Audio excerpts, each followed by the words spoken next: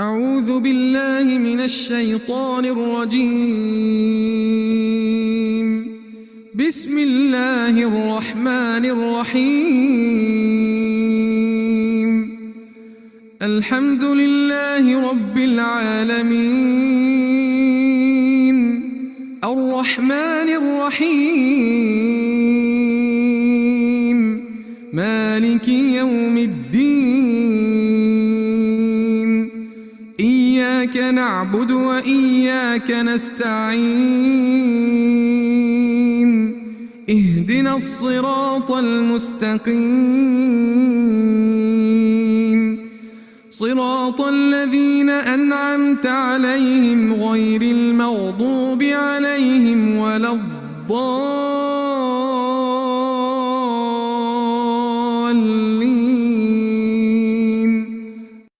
آمين يا رب العالمين. نحمده ونصلي على رسوله الكريم أما بعد فأعوذ بالله من الشيطان الرجيم. بسم الله الرحمن الرحيم. رب اشرح لي صدري ويسر لي أمري واحلل عقدة من لساني يفقه قولي. اللهم إنا نسألك علما نافعا وعملا متقبلا ورزقا طيبا. اللهم وفقنا لما تحب وترضى. ربی یسر ولا تعسر وتمم بالخیر آمین یا رب العالمین. السلام علیکم ورحمۃ اللہ وبرکاتہ. کیسے ہیں آپ سب؟ الحمدللہ. صلاح کی کلاس میں آج بڑی خوبصورت حدیث پڑھی جو میری بہت ہی فیوریٹ ہے، سبحان اللہ. اور وہ حدیث کیا تھی؟ یسرا ولا تعسرا، بشرا ولا تنفرا، کہ آسانیاں پیدا کرنے والے بننا اور مشکلات نہیں پیدا کرنا، اور اسی طرح خوشخبری دینے والا، نفرت دلانے والا نہیں کرنا، دور بھگانے والا نہیں کرنا. سبحان اللہ، بہت ہی خوبصورت حدیث ہے. اور آئی تھنک کہ اگر ہم اس کو غور کریں تو ہر چیز میں ہم یہ اپلائی کر سکتے ہیں. ایک منٹ مجھے بس دیجیے. آواز کلیئر ہے؟ تو کوئی بھی زندگی کا اسپیکٹ ہو نا، ہم اس میں اس حدیث کو نا شامل کر سکتے ہیں. تو اگر ہم اپنی کلاس سے ریلیٹ کریں تو میں سوچی تھی کہ ہم لوگ جو پڑھ رہے ہیں میرا جینا میرا مرنا میں، جو ہم نے اسپیشلی لاسٹ ٹائم پڑھا کہ کھانے پینے کے کیا آداب ہیں، اور آج انشاءاللہ ہم مزید بھی اس کے اوپر پڑھیں گے. تو بعض اوقات کیا ہوتا ہے کہ چلو ہم خود جب پڑھتے ہیں کچھ تو ہم اوبویسلی تھوڑا سا شرمندگی بھی ہوتی ہے کہ ہم نے اتنی عمر گزاری اور ہم نہیں سیکھ رہے تھے اور اب ہمیں پتہ چلا، تو ہم اس کے اوپر عمل کرنے کی کوشش کرتے ہیں الحمدللہ اللہ کی توفیق سے. لیکن پھر ہمارا عمل کیا ہوتا ہے کہ جو ہم نے پڑھا ہوتا ہے نا، وہ پھر ہم اپنے باقی جو پیارے ہوتے ہیں نا، چونکہ ہم ان سے محبت کرتے ہیں، ہم ان کی خیرخواہی چاہتے ہیں، تو ہم ان کے اوپر بھی نا زور زبردستی کرنے لگ جاتے ہیں. اور ہمیں بعض اوقات احساس نہیں ہوتا کہ ہم محبت کے جذبے میں یا محبت کے نام پہ بعض اوقات ہم دوسروں کے لیے نا زندگی بڑی تنگ کر دیتے ہیں، اور ان کو جو ہے نا وہ جسے کہتے ہیں نا سانس لینا ان کے لیے مشکل ہو جاتا ہے. تو اس چیز کا ہمیں بہت خیال رکھنا ہے کہ ہم تو پڑھ رہے ہیں لیکن ہمارے پیارے ابھی اس چیز کو اس طرح سے نہیں پڑھ رہے، تو ہم نے ان کے ساتھ سلو اینڈ اسٹڈی چلنا ہے. تو جیسے فار ایگزامپل ہم نے 30+ آداب پڑھے کھانے پینے کے نا، تو اب ہماری کوشش کیا عمومی طور پہ ہوتی ہے یا ہو سکتی تھی کہ ہم لوگ سارے کے سارے جو ہے نا وہ اپنے بچوں پہ امپلیمنٹ کرنے کی کوشش کریں کہ تم نے کھانے میں ہاتھ نہیں دھوئے، تم نے انگلیاں نہیں چاٹی، تم نے پلیٹ نہیں صاف کی، تم نے سائڈ سے نہیں کھایا، تم نے فلاں کیا. یعنی کہ ہم سارا کچھ ان کے اوپر ڈیلنے کی کوشش کرتے ہیں ایک ہی دن میں نا، اور ہم ایکسپیکٹ کیا کر رہے ہوتے ہیں کہ سارا کچھ وہ فوراً ہی چینج ہو جائیں. تو ایسے نہیں کرنا، بلکہ اس حدیث کو ذہن میں رکھنا ہے کہ یسرا ولا تعسرا، کہ ہم نے ان کے لیے آسانیاں پیدا کرنی ہے، ان کے ساتھ سلو اینڈ اسٹڈی چلنا ہے. کیوں؟ تاکہ تنگی نہ ہو ان کے اوپر. کیونکہ بعض اوقات ایسا ہوتا ہے کہ ہمارا اپنا جو رویہ ہوتا ہے نا وہ دوسرے کا برے عمل کا سبب بن رہا ہوتا ہے. یعنی کہ ہم اپنی طرف سے اچھی کوشش کر رہے ہوتے ہیں، لیکن انجانے میں ہم اس طرح سے یا اس بھونڈے انداز میں کام کرتے ہیں کہ دوسرے کی زندگی تنگ ہو جاتی ہے، اور وہ غصے میں آ کے یا ضد میں آ کے یا چڑ میں آ کے نا الٹا کام کرنے لگ جاتا ہے. تو بظاہر ہمیں لگتا ہے کہ یہ تو بندہ بڑے گناہ گار ہے اور یہ تو بندہ ایسا ہے ویسے ہے، ہم بڑا بدگمان ہو جاتے ہیں. لیکن ہم یہ نہیں سوچتے کہ اس کے عمل کی وجہ کیا ہے، اس نے ایسا کیوں کیا، یہ ریئیکشن کیوں آیا, میں نے کہاں غلطی کی. بعض اوقات ایسا ہوتا ہے نا بچوں کے ساتھ, آپ دیکھیں کہ ہاں بچہ کوئی غلط کام کرتا ہے تو ہم چیخنا شروع ہو جاتے ہیں ایک دم سے, ہم سب کہیں نہ کہیں سلپ ہو جاتے ہیں, تو بچہ مزید آگے سے ہائپر ہو جاتا ہے اور وہ مزید غلط کام کرنا شروع ہو جاتا ہے, یا آپ کے اوپر چیخنے لگ جاتا ہے نا. تو اس کی کاز کون بنے؟ وہ تو غلط چلو کر رہا تھا, لیکن ہم نے اپنے رویے سے اس کو مزید, جیسے کہتے ہیں نا ایگریشن اس کے اندر پیدا کیا. تو اگر ہم کبھی ایسا ہو کہ بچہ چیخ رہا ہو تو ہم آرام سے اگر اس سے بات کریں تحمل مزاجی سے, تو ایونچولی بچہ بھی تھوڑا سا دھیما ہو جاتا ہے. اگر اس کو کسی بات پہ غصہ ہو تب بھی وہ ایٹ لیسٹ سننے کے موڈ میں آ جاتا ہے. تو بہت دفعہ ایسا ہوتا ہے کہ ہم اپنے غلط کام جو ہے نا وہ دوسروں کے اوپر کر رہے ہوتے ہیں. اچھا ایک چیز, ہمارے پاس ٹائم بہت کم ہے لیکن I just want to share this. ایک دفعہ آئی تھنک میں نے شاید شیئر کیا ہو, آئی ڈونٹ نو, چلے دوبارہ اس کو شیئر کر لیتی ہوں. کہ ایک اسکالر کا میں انٹرویو سن رہی تھی, تو وہ اپنے نا ابو کے بارے میں بتا رہے تھے کہ حکمت کتنی اہم چیز ہوتی ہے نا. تو وہ کیا بتا رہے تھے کہ کہتے ہیں نیا جب سوشل میڈیا آیا, فیس بک وغیرہ نا, تو اس وقت کیا ہوتا تھا کہ وہ احادیث یا قرآن کی آیات نا اس پہ پیش کر دیتے تھے. اچھا اب کیا ہوتا ہے کہ لوگوں کو بہت ساری چیزوں کا نا بیک گراؤنڈ نہیں پتا ہوتا, یا ان کو سمجھ نہیں ہوتی, ٹھیک ہے, ان کا سمجھ کا لیول بہت کم ہوتا ہے. تو وہ نا اس کے متعلق اور طرح سے, یعنی کہ جو آیت میں بات ہو رہی ہوتی ہے اس سے اپوزٹ بات کرنے لگ جاتی ہیں. تو کہتے ہیں میں نے شروع میں ایسا ہوتا تھا, تو میرے والد نے مجھے نصیحت کی کہ بیٹے تم جب کوئی چیز کرتے ہو نا تو تم اس کو اپنے الفاظ میں لکھا کرو. اچھا اس کا فائدہ کیا ہوگا, انہوں نے یہ بھی سمجھایا ساتھ کہ جب لوگ اگر کسی بات سے یعنی کہ آپ سے اختلاف کریں گے نا, تو وہ آپ کی بات سے اختلاف ہوگا, وہ قرآن سے اختلاف نہیں ہوگا, وہ اللہ کی بات سے اختلاف نہیں ہوگا. سبحان اللہ, کتنی گہری بات ہے نا. کہ بعض اوقات ہم کیا کر رہے ہوتے ہیں, ہم اپنی طرف سے اچھی چیز لکھ رہے ہوتے ہیں, اچھا کام کر رہے ہوتے ہیں, لیکن دوسرا اس کو اور طرح سے لیتا ہے تو وہ غلط یعنی کہ ڈگر پہ جسے کہتے ہیں نا چل پڑتا ہے, اور سبب ہم بن رہے ہوتے ہیں. سبحان اللہ. تو جب سمجھ تھوڑی ہوتی ہے تو پھر آپ نے اس سمجھ کے مطابق اس کو ڈیل کرنا ہوتا ہے نا. تو اپنے رویوں پہ دوسروں کو پوائنٹ کرنے سے پہلے ہمیں یہ سوچنا ہے کہ کہیں میں تو کسی کے غلط رویے کا سبب تو نہیں بن رہی, میں دوسروں کے لیے تنگی اور مشکل تو نہیں یعنی پیدا کر رہی. تو بہت ہی خوبصورت حدیث ہے, سبحان اللہ. We can talk about it and on it for hours, سبحان اللہ. بٹ ان شاء اللہ تعالیٰ مزید اس کے اوپر پھر کبھی بات کریں گے. آپ لوگوں میں سے اگر کوئی ایک پوائنٹ شیئر کرنا چاہے تو موسٹ ویلکم, ادروائز ان شاء اللہ ہم لوگ لیسن اسٹارٹ کریں گے.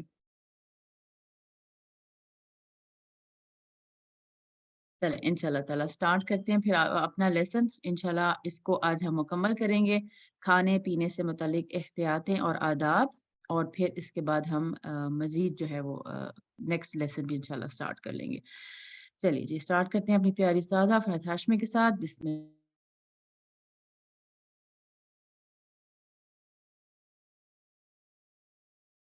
السلام علیکم ورحمۃ اللہ وبرکاتہ. نحمده ونصلي على رسوله الكريم, اما بعد, فاعوذ باللہ من الشیطان الرجیم, بسم اللہ الرحمن الرحیم. رب اشرح لي صدری ويسر لي امری واحلل عقدۃ من لسانی یفقهوا قولی. قل إن صلاتي ونسكي ومحياي ومماتي لله رب العالمين لا شريك له وبذلك أمرت وأنا أول المسلمين. اب ہے پینے کے آداب. کچھ تو کھانے کے ساتھ ہی پینا بھی ہو جاتا ہے, لیکن الگ سے بھی ڈرنکس وغیرہ یا پانی پیتے ہیں آپ, تو اس کا کیا طریقہ ہے؟ کھانا تو دن میں ایک آدھ دفعہ ہی کھایا جاتا ہے, لیکن پیا کئی بار جاتا ہے. سب سے پہلے دائیں ہاتھ سے پینا. رسول اللہ صلی اللہ علیہ وسلم نے فرمایا, تم میں سے کوئی اپنے بائیں ہاتھ سے نہ کھائے اور نہ ہی بائیں ہاتھ سے پیے, کیونکہ شیطان اپنے بائیں ہاتھ سے کھاتا اور پیتا ہے. تو یہ شیطانی طرز عمل ہے ایک طرح سے. اب آپ دیکھیے کہ سراسر ایک دنیا کا کام ہے کھانا پینا, سو واٹ, کیا فرق پڑتا ہے. لیکن اس میں بھی چونکہ اللہ کے رسول صلی اللہ علیہ وسلم کو اللہ سبحانہ وتعالیٰ نے وحی کے ذریعے وہ کچھ دکھایا تھا, وہ کچھ بتایا تھا جو ایک عام انسان کو نہیں پتا, ہم اس بارے میں جاہل ہیں. بعضوں کے لوگ کہتے ہیں اتنی بڑی کیا بات ہے, تھوڑی سی چیز ہے تو بائیں سے کھا لیں, دائیں سے کھا لیں, پی لیں, کیا فرق پڑتا ہے. اور اکثر لوگوں کو میں نے دیکھا ہے کہ وہ کھانا تو دائیں ہاتھ سے کھائیں گے مگر پانی الٹے ہاتھ سے پئیں گے.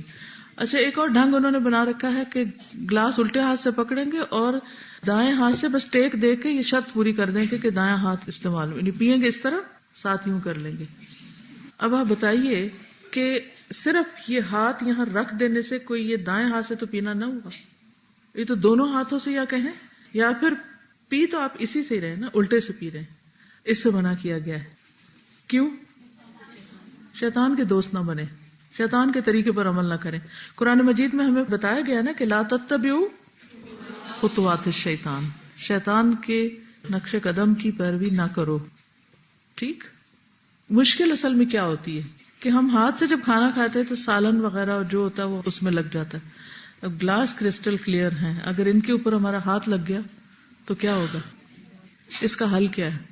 جیسے صحابہ نے کنکریوں سے ہاتھ صاف کر لیے تھے تو اس سے یہ پتہ چلتا ہے کہ اگر آپ کے ہاتھ میں زائد کھانا لگا ہوا ہے تو آپ 3 انگلیاں ہیں اسے تھوڑا سا آپ چاٹ لیں اور اس کے بعد آپ اس کو لے لیں یا تھوڑا سا آگے کر کے پکڑ لیں, انگلیوں کا حصہ بچا لیں جہاں گھی وغیرہ زیادہ لگا ہوا. اول تو یہ کہ اگر آپ طریقے سے کھائیں گے تو پورا ہاتھ تو گھی میں نہیں ہوگا نا, 5 انگلیاں گھی میں. ایکچولی یہ اتنی ساری جب چیزیں آ جاتی ہیں تو کسی ایک چیز کو سنگل آؤٹ کر کے اس پہ عمل کرنا مشکل ہوگا. وہ ایک پورا ایک بگر پکچر میں آپ رکھ کے دیکھیں گے تب آپ ان پہ عمل کر سکیں گے. کیا کھائیں, کتنا کھائیں, کیسے کھائیں, اور پھر کس طرح پکڑیں, کس ہاتھ میں پکڑیں, یہ سارا ایک پلان ہے. جی آپ کچھ کہہ رہی تھی. ویسے بھی ٹیبل سیٹنگ جو کرواتے ہیں تو اس میں بھی لیفٹ سائڈ پہ گلاس رکھا جاتا ہے, اور جو ہوٹلز میں بھی کھاتے ہیں تو وہ آپ کا لیفٹ سائڈ پہ ہوتا ہے. یہ ٹرینڈ بھی چینج کرتا ہے. اس میں چلے رکھنے کی حد تک آسانی رہتی ہے. اس کی وجہ یہ ہے کہ مثلاً اگر رائٹ ہینڈ پر درمیان میں پلیٹ میں اگر آپ نے چاول یا روٹی رکھی ہوئی ہے اور ساتھ سالن ہے تو روٹی توڑ کے رائٹ ہینڈ پہ سالن لگانے میں آسانی رہتی. یہیں گلاس اگر بیچ میں ہی ساتھ ہی رکھا ہوا ہے اور پانی کا بھرا ہوا ہے تو وہ بے احتیاطی میں باتوں میں گر بھی سکتا ہے. یا آپ یہ کر سکتے ہیں کہ سامنے بھی رکھ سکتے ہیں اور سالن کے بعد آگے بھی رکھ سکتے ہیں. جی جو لوگ زیادہ تر فورک اور نائف سکھاتے ہیں تو فورک لیفٹ ہینڈ میں ہوتا ہے اور نائف رائٹ ہینڈ میں ہوتا ہے, تو وہ بھی سارا کھانا لیفٹ ہینڈ سے جاتا ہے. بالکل. حالانکہ اگر آپ پریکٹس کریں تو بائیں سے بھی کاٹا جا سکتا ہے, یا یہ کہ ایک ہی دفعہ کاٹ کے رکھ لیں, کام ختم کریں اور پھر آپ آرام سے بیٹھ کے کھا لیں. ایک طرح کو ضروری ہوتا ہے ساتھ ساتھ اس کے ساتھ کشتی کرنا. جیسے لگتا ہے کہ گلاس کی بھی عادت ہوتی ہے کہ آپ رائٹ سائڈ سے پکڑتے ہیں, لیکن جوس کے ڈبے اور کولڈ ڈرنکس وغیرہ موسٹلی لیفٹ میں ہی پکڑ کے پی جاتی ہیں. اب اس کا نقصان کیا ہوتا ہے کہ پھر وہ کچھ عرصے کے بعد ایک سٹائل بن جاتا ہے. اور پھر شیطان کا کام کیا ہے؟ زین لہم الشیطان اعمالہم, وہ ان کے برے اعمال کو ان کو خوبصورت بنا کے اٹریکٹو بنا کے دکھاتا ہے. اگر آپ کسی کو دائیں ہاتھ سے پانی پیتے ہوئے دیکھیں گے تو وہ اتنا سٹائلش نہیں لگے گا, اگر بائیں سے دیکھیں گے تو اس کا سٹائل کچھ اور ہوگا. تو پھر لوگ عموماً سٹائل پہ جاتے ہیں. جی اگر سائیکولوجیکل پوائنٹ آف ویو سے دیکھا جائے تو آفٹر دا برتھ 2 ایئرس تک ہر انڈیویجول میں ٹینڈنسی ہوتی ہے کہ وہ اپنا رائٹ ہینڈ ٹریننگ لے لے یا لیفٹ ہینڈ ٹریننگ لے لیں, لیکن مدرز اس چیز کے اوپر اتنا فوکس ہی نہیں کرتی ہیں کہ انہوں نے اپنے بچے کو رائٹ ہینڈ میں پکڑانا ہے. تو زیادہ تر بچوں کو پھر بعد میں یہ بلیم کر دیا جاتا ہے یہ تو ہے ہی شروع سے لیفٹ ہینڈیڈ, تو اس پہ بہت زیادہ فوکس ہونا چاہیے. محنت نہیں کی جاتی. لہٰذا میں نے تو دیکھا اکثر ہی بچے, یعنی میں نے جب کسی بچے کو کچھ پکڑانا چاہا اس نے لیفٹ ہینڈ ہی آگے کیا ہے. تو کچھ مائیں کانشیس ہوتی ہیں, وہ پیار سے پھر گھما کے دایاں آگے کر دیتی, یا پھر ایسا بھی ہوتا ہے کہ مائیں الٹی سائڈ پہ بچوں کو اٹھاتی ہیں گودی میں, شاید رائٹ ہینڈ سے انہوں نے کام کرنا ہوتا ہے تو وہ الٹے ہاتھ میں اٹھائے ہوئے ہوتی ہیں. اب الٹے ہاتھ میں جب وہ اٹھاتے ہیں تو بچوں کا لیفٹ ہینڈ آگے ہوتا ہے. جب آپ نے کوئی چیز ان کو دینی ہے تو وہ کیا کریں گے, ان کے لیے ایزی ہے وہ لیفٹ ہی آگے بڑھا دیں گے. تو اس بچے کا نہیں قصور. اب وہ جب 10 دفعہ لیفٹ بڑھا رہا ہے, ایک دن میں آپ دیکھیے کہ ماں نے اگر 2 گھنٹے بھی اس کو اس طرح اٹھایا اور اس نے لیفٹ ہینڈ سے ہر چیز دی ہے تو آٹومیٹیکلی اس کے لیفٹ ہینڈ کے مسل جو ہے وہ زیادہ اسٹرانگ ہوتے جائیں گے اور رائٹ ہینڈ جو ہے وہ ویک ہوگا. لیکن جو کانشیس مدرز ہوں گی وہ کیا کریں گی کہ گھما کے بچے کو واپس رائٹ ہینڈ میں ہی دیں گی. تو بچہ ہر دفعہ جب یہ سیکھے گا نہیں رائٹ ہینڈ دن میں کئی بار, تو خود بخود عادت ہو جائے گی, پھر مشکل نہیں رہے گی. I'm left-handed, تو مطلب it took a lot of effort. My parents بار بار آمنا لیفٹ ہینڈ نہیں رائٹ ہینڈ, یہ پریکٹس سے ہی آتا ہے. It's very natural for left hand people کہ آپ لیفٹ ہینڈ زیادہ جان ہوتی ہے, پر وتھ پریکٹس مطلب سب کچھ ٹھیک ہو جاتا ہے. بالکل. پانی کو ہم الٹے ہاتھ سے پیتے ہیں, اس کی سب سے بڑی وجہ جو ہے جلد بازی ہے. ہمارے کافی زیادہ کام جلد بازی پہ, اور جلد بازی کس کی طرف سے ہوتی ہے؟ یہ اس کا ٹرک ہوتا ہے کہ ہم سے غلط کام کروا لے جلدی میں. اور ہم اس کے اوپر چونکہ کور کر لیتے ہیں کہ جلدی ہے تو اس وجہ سے چلو خیر ہے. اور اصل بات یہ کہ جب پتہ چل جائے تو اس کے بعد بس ٹھیک ہے ہم کچھ بھی ہیں. لیکن اگر ہمارا دشمن ایک کام کر رہا ہے, شیطان دشمن ہے نا, فاتخذوہ عدوا, اس کو دشمن سمجھو, تو پھر کبھی بھی ہمارا دل نہیں چاہے گا کہ جو چیز ہمیں شیطان کہتا ہے وہ کریں. کل میری کسی سے بات ہو رہی تھی تو انہوں نے کہا کہ آپ نے دوائی پی ہے؟ میں نے کہا نہیں پی سکی. کہنے کہ آپ کو پتہ ہے کہ شیطان آپ کو روکتا ہے تاکہ آپ صحت مند نہ ہو اور پھر آپ وہ نہ کر سکیں جو آپ کرنا چاہتی ہیں. میں نے کہا اچھا ہاں, اس طرح میں نے سوچا ہی نہیں کہ یہ بھی ایک وجہ ہو سکتی. کہتے شیطان بلواتا بھی ہے, قرآن میں ہے نا, شیطان بلواتا بھی ہے, وہ سستی بھی ڈالتا ہے, وہ چیز کو کہتا ہے سو واٹ, بعد میں صحیح پھر صحیح. انہوں نے بہت اچھی بات اپنی شیئر کی. کہتے جب میں نے کوئی کام کرنا ہوتا ہے اور وہ ضروری ہوتا ہے اور میں اس میں سستی کرنے لگتی ہوں تو میں باقاعدہ شیطان سے مخاطب ہوتی ہوں, چلے جاؤ یہاں سے, مجھے کرنا ہے اور میں نے کر کے دم لینا ہے. تو کہتی کہ بعض اوقات میں نے اتنے ناگوار کام اپنی مرضی کے خلاف کیے اور جب میں نے کر لیے تو میں نے کہا شیطان اب تم ہار گئے, اب چلے جاؤ, جاؤ جاؤ شاباش, چلے جاؤ یہاں سے. اور کل یہ جو حدیث میں نے پڑھی کہ ہر جگہ ہر وقت شیطان ساتھ ہے, ہر جگہ دشمن ساتھ لگا ہوا ہے, تو اس سے بچنا آسان کام تو نہیں ہے. کبھی ہم بھولیں گے, کبھی غافل ہوں گے, کبھی بے احتیاطی کریں گے, کبھی کچھ کریں گے. تو ہمیں واقعی ایفرٹ لگا کے اس کے الٹ کام کرنے ہی کرنے ہیں, تب جا کے کچھ بنے گا, تب جا کے آنتیں ٹوٹیں گی. جب سے فاسٹ فوڈ زیادہ کھانے لگے ہیں لوگ تو اس میں یہ بہت سی بے احتیاطیاں زیادہ شروع ہو گئی ہیں, کیونکہ اس میں ہوتا کیا ہے, کیونکہ ڈرائی ہوتا ہے عام طور پر, چلتے پھرتے کھا سکتے ہیں, کہیں بھی کھا سکتے ہیں, تو پھر وہ سارے ادب آداب, ساری احتیاطیں, ہر چیز ہی ختم ہو گئی. جب پتہ ہے ایک پراپر فوڈ ہے, اس میں شوربہ ہے یا کوئی ایسے کھانے کی چیز ہے جسے بیٹھ کے کھایا جائے گا تو آپ اسے چل پھر کے کھا بھی نہیں سکتے. ہاں ہاں جی, مطلب رائٹ ہینڈ چونکہ ہمارا اور کاموں میں مصروف ہوتا ہے نا, تو پھر ہم لیفٹ سے اور مختلف کام شروع کر دیتے ہیں. یہ جو ابھی بات ہوئی تھی نا کہ کھانے کے دوران گلاس پکڑنے کی, اس میں یہ ہے کہ اگر ہم پانی پہلے پی لیں کھانا کھانے سے تو بھی بہت کم ضرورت پڑتی ہے کہ درمیان میں گلاس اٹھایا جائے. ایک تو صحت کے لیے بھی یہ بیچ میں یا آخر میں پینا اتنا اچھا نہیں ہے, یعنی بہت کم ضرورت پھر پڑتی ہے. کبھی کوئی اس طرح ہو جائے کہ کوئی چیز حلق میں پھنس جائے تو پھر ضرورت پڑتی ہے, ورنہ نہیں.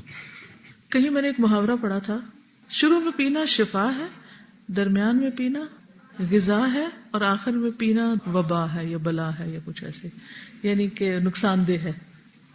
چھوٹا سا کوشچن تھا کہ ہم نے یہ پڑھا تھا کہ جب مجلس میں کھانا آفر کیا جائے تو بچے سے شروع کیا جائے, اور آج جس طرح ہم نے پڑھا کہ بڑوں سے شروع کیا جائے, تو اس کا کیا ریلیشن ہے؟ نیا پھل وہ ایک مخصوص وہ ہے, ایک ہے پراپر میل اور ایک ہے نیا پھل یا کوئی سویٹس وغیرہ یا جو بچوں سے متعلق چیزیں ہیں. بعض پارٹیاں بچوں کی ہوتی ہیں, بعض میلز بڑوں کے لیے ہوتے ہیں, تو پھر موقع کی مناسبت سے بھی یہ چیز ہوتی ہے. جیسے ہم پڑھتے ہیں کہ جب ہم کھائیں تو اپنے چھلکے باہر نہ پھینکو کہ پڑوسی کو تکلیف نہ ہو. تو ایک جب میں نے یہ نوٹ کیا تھا فرینڈس میں بہت زیادہ کہ ہم جب ڈسکس کر رہے ہوتے تھے نا تو ہوٹلنگ فلانے ہوٹل کا کھایا ہے, فلانے ہوٹل کا کھایا ہے, تو میں نے یہ نوٹ کیا کہ اگر کوئی بندہ اتنا افورڈ نہیں کرتا تو ہم اس کے لیے تکلیف کا باعث بن رہے ہیں. اور اب تو اتنے ماڈرن طریقے آ گئے ہیں دوسروں کو تکلیف دینے کے, آپ کے فیس بک پہ تصویریں وغیرہ, مطلب ہزار طریقے ہیں دوسروں کو اذیت دینے کے. تو جب ہم کھائیں, یعنی بعض لوگوں کا ایک مشغلہ ہوتا ہے کہ وہ صرف کھانے کی تصویریں پوسٹ کرے چلے جا رہے ہوتے ہیں. اب جو غریب نہیں وہ کھانے بنا سکتے یا نہیں پکا سکتے یا نہیں کھا سکتے, ان کے لیے کتنا ایک اذیت کا باعث ہے نا. پھر وہ حرام طریقے ڈھونڈتے ہیں, کیونکہ کھانا انسان کی ایک ویکنس بھی ہے نا. تازہ ایک ہیلتھ ٹپ یہ ہے کہ پانی کو کھانے کے بیچ میں اور بعد میں اس لیے نہ پیا جائے کیونکہ اس سے your stomach it increases, like it gets swelled in a sense, کہ اگر بیچ میں کھائے تو جو زیادہ تر اوبیس لوگ ہوتے ہیں وہ بھی بیچ میں یا بعد میں پانی پیتے, تو اس سے بھی اسٹمک سویل بہت زیادہ ہوتا ہے.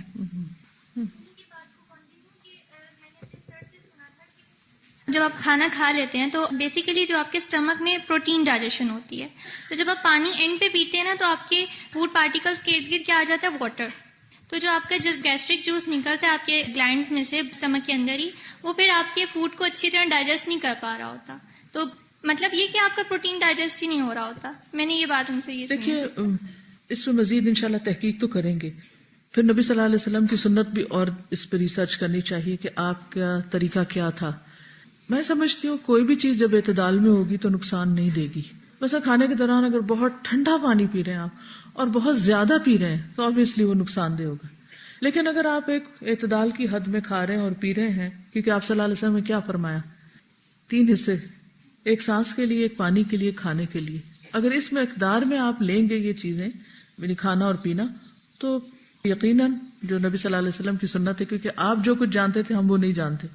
ساری دنیا کے بھی سائنٹسٹ مل کے کوئی بات ثابت کر دیں تو بھی جو بات ان کو اللہ سبحانہ و تعالیٰ کی طرف سے وحی کے ذریعے پتہ چلی ہے، اگر وہ اوتھینٹک سورس ہے تو وہ ہمیشہ کے لیے درست ہے. یہ ہمارا یقین اور ایمان کا حصہ ہے. کیونکہ سائنٹسٹ آج ایک بات کہیں گے، کل پھر بدل دیں گے، کل پھر کہیں گے کچھ. تو اعتدال بہترین رہا انشاءاللہ. جی آپ کچھ کہیے. نبی پاک صلی اللہ علیہ وآلہ وسلم صبح پانی اور شہد پیتے تھے، تو اس کا مطلب ہے کہ ان کے صبح کے جو معمولات ہیں اس میں پہلے پانی آتا ہے. اور کل ہی ہم نے پڑھا کہ رات کے کھانے کے بعد بھی حضرت عائشہ رضی اللہ عنہا ان کو نبیذ پلاتی تھیں جو کہ انہوں نے کھانے کے بعد پیا. اور اس کے علاوہ بھی ہم سنتے ہیں کہ درمیان میں پینا سنت ہے. تو اس کا مطلب ہے کہ اوقات کے ساتھ بھی یہ ریلیٹڈ ہو سکتا ہے کہ ڈفرینٹ. یہ بھی ہو سکتا ہے کہ وہ کھانے کے فوراً بعد نبیذ نہ پیتے ہوں، جیسے انہوں نے کہا کہ تھوڑے وقفے کے بعد. یہ بھی ممکن ہے. مزید ریسرچ کر لیتے ہیں کہ واقعی اگر ہمیں پتہ چل جائے کسی یقینی سورس سے تو پھر دنیا بھر جو مرضی کریں ہم وہی کریں گے جو. اور استاذہ یہ جو حکماء ہے نا، جو حکیم ہے، وہ لوگ یہ کہتے ہیں کہ جو کھانا اور پانی ہے ان کو الگ الگ ڈائجسٹ کرنا چاہیے. اور وہ جو ٹائم بتاتے ہیں کہ کھانا تقریباً 2.5 سے 3 گھنٹے میں کمپلیٹلی ڈائجسٹ ہو جاتا ہے. اور اگر آپ اپنی باڈی کو ٹیون اپ کر لیں تو وہ کبھی پانی نہیں مانگے گا کھانے کے ساتھ. اور جب آپ کھانا ڈائجسٹ کر لیں تو پھر پانی لیں، کیونکہ پانی بھی کچھ ٹائم لیتا ہے ڈائجسٹ ہونے میں، جو اس کے سالٹس وغیرہ ہیں. ٹھیک ہے. تو الگ الگ بھی پیا. میں یہ چاہ رہی تھی کہ ڈائجسٹو سسٹم جو ہے ایک دفعہ سب کے ساتھ دوبارہ تھوڑا سا ریوائز کر لیا جائے کہ مختلف پارٹس کیا ہیں اور وہ کس طرح فنکشن کرتے ہیں. اکثر لوگ پڑھتے بھی ہیں تو پھر اس کو لائف سے ریلیٹ نہیں کرتے. اس وقت وہ الگ الگ حصوں کے نام پڑھ لیتے ہیں، پھر ان کے فنکشنز یا ان کے جو مختلف اس میں آتی ہیں چیزیں، لیکن ان کا ہمارے عام روزمرہ زندگی کے ساتھ کیا لنک ہے اس کو سامنے رکھ کے اگر پڑھیں تو انشاءاللہ فائدہ ہوگا. ابھی دیکھیے اس وقت بھی اتنی ترقی کے باوجود صرف سیل پر بھی اسٹڈی کمپلیٹ نہیں ہے. اب بعض اوقات کسی ایک سیل کے ڈس آرڈر سے بلڈ کے اندر یا ویسے جسم میں جو کینسر پھیل جاتے ہیں ان سب کا علاج بھی موجود نہیں ہے. تو کوئی بگاڑ کیوں پیدا ہوا، ریزن کیا تھی، کاز کیا تھی، نہیں پتا. تو اس لیے حتمی بات نہیں کی جا سکتی جب تک واقعی کچھ اسٹڈیز پروو نہ ہو چکی ہو. بیٹھ کر پینا. رسول اللہ صلی اللہ علیہ وسلم نے فرمایا تم میں سے کوئی کھڑے ہو کر نہ پیے اور جو بھول جائے وہ قے کر دے، باہر نکال دے وہ پانی. یہ صحیح مسلم کی روایت ہے. اتنا ناپسندیدہ ہے یا وہ نقصان دہ ہے. اب اس پر مزید تھوڑی سی ریسرچ ہوئی. ایک کتاب ہے الحقائق الطبیہ فی الاسلام، ڈاکٹر عبدالرزاق کیلانی کی ہے، اور اس کے علاوہ بھی کچھ کتابیں ہیں. ان میں جب دیکھا گیا تو پتا چلا کہ کیوں منع کیا گیا. کہتے ہیں کہ کھڑے ہو کر پانی معدے کے اندر شدت سے گرتا ہے، یعنی جب آپ پیتے ہیں گٹ گٹ کر کے تو وہ اندر یعنی ایک طرح سے اس میں تیزی ہوتی ہے، جبکہ بیٹھ کے جب پیتے ہیں تو سٹمک اور پوزیشن میں ہوتا ہے. اگر یہ بار بار ہوتا رہے تو وقت کے ساتھ ساتھ معدہ ڈھیلا پڑ جاتا ہے اور اپنی اصل شیپ پر برقرار نہیں رہتا، جس کی وجہ سے پھر بدہضمی کے مسائل پیدا ہوتے ہیں. بعض اوقات ایکسٹریم کیسز میں بے ہوشی بھی ہو جاتی ہے، موت تک واقع ہو سکتی ہے. ڈاکٹر راوی کہتے ہیں کہ کھڑے ہو کر کھانے پینے سے شدید اعصابی ری ایکشن ہو سکتا ہے. اس کو ویگل انہیبیشن کہا جاتا ہے، جو دل کے لیے انتہائی خطرناک ہے. بعض اوقات دل کی حرکت بند ہو جاتی ہے، نتیجتاً بے ہوشی اور اچانک موت ہو سکتی ہے. تیسری چیز، ہر وقت کھڑے ہو کر کھاتے رہنے کی عادت، اس سے معدے کے اندر السر کی تکلیف ہونے کے زیادہ چانسز ہوتے ہیں. پھر خوراک کی نالی کے مسل سکڑتے ہیں اور خوراک مشکل سے معدے میں داخل ہوتی ہے، اور بعض اوقات یہ عمل تکلیف دہ ہوتا ہے، نتیجتاً انسان کھانے پینے سے لطف اندوز نہیں ہوتا. آپ نے دیکھو کہ بعض اوقات یہاں ایک پین سی اٹھ جاتی ہے کچھ لوگوں کو. پھر ہے دیکھ کر پینا، 3 سانس میں پینا. دیکھ کر کے کیا پی رہے ہیں؟ انس بن مالک سے روایت ہے کہ رسول اللہ صلی اللہ علیہ وسلم پیتے وقت 3 بار سانس لیتے اور فرماتے یہ انداز یعنی 3 دفعہ پینا پیاس کو خوب بجھاتا ہے، یعنی تھوڑا تھوڑا پینا تندرستی کا باعث ہے اور زیادہ خوشگوار ہے. یعنی ایک ہی سانس میں پوری بوٹل نہ پی جائے، ایک ہی سانس میں پورا گلاس نہ پیے، بلکہ 3 حصوں میں. اچھا، دیکھ کر پینا جو ہے اس کی بات اس لیے کہ بعض اوقات نہیں پتا ہوتا کہ پانی کے اندر کیا ہے. اگر ہم آنکھیں بند کر کے پی لیں تو کوئی زہریلی چیز بھی اندر جا سکتی. پینے والے برتن کو منہ لگا کر نہ پینا. ابو سعید خدری نے بیان کیا ہے، نبی صلی اللہ علیہ وسلم نے مشکوں کے اندر اختناث سے منع فرمایا ہے. اختناث کیا ہوتا ہے؟ یعنی مشک کا منہ کھول کر اس میں منہ لگا کر پانی پینے سے روکا. جیسے گھڑا ہوتا ہے یا جگ ہے تو اس کے اندر ہی پانی پی لینا. کولر وغیرہ کے ساتھ بھی یعنی منہ لگا کے، جیسے فریج کے اندر زیادہ پانی سٹور کیا ہوتا ہے، بوٹل رکھی ہوتی ہے، اس میں سے کھولا فریج، کھڑے ہو کے پانی پیا، واپس وہیں رکھ دی. ساروں کے استعمال میں اگر آپ کی اپنی سیپریٹ ہے تو ہر وقت گلاس نہیں آپ اٹھا سکتے، بوٹل گلاس کا بھی کام کر رہی ہوتی. لیکن اگر ایک بوٹل ایسی ہے کہ جس سے سارے گھر والوں نے پینا ہے تو اس کو اس طرح استعمال نہیں کرنا چاہیے.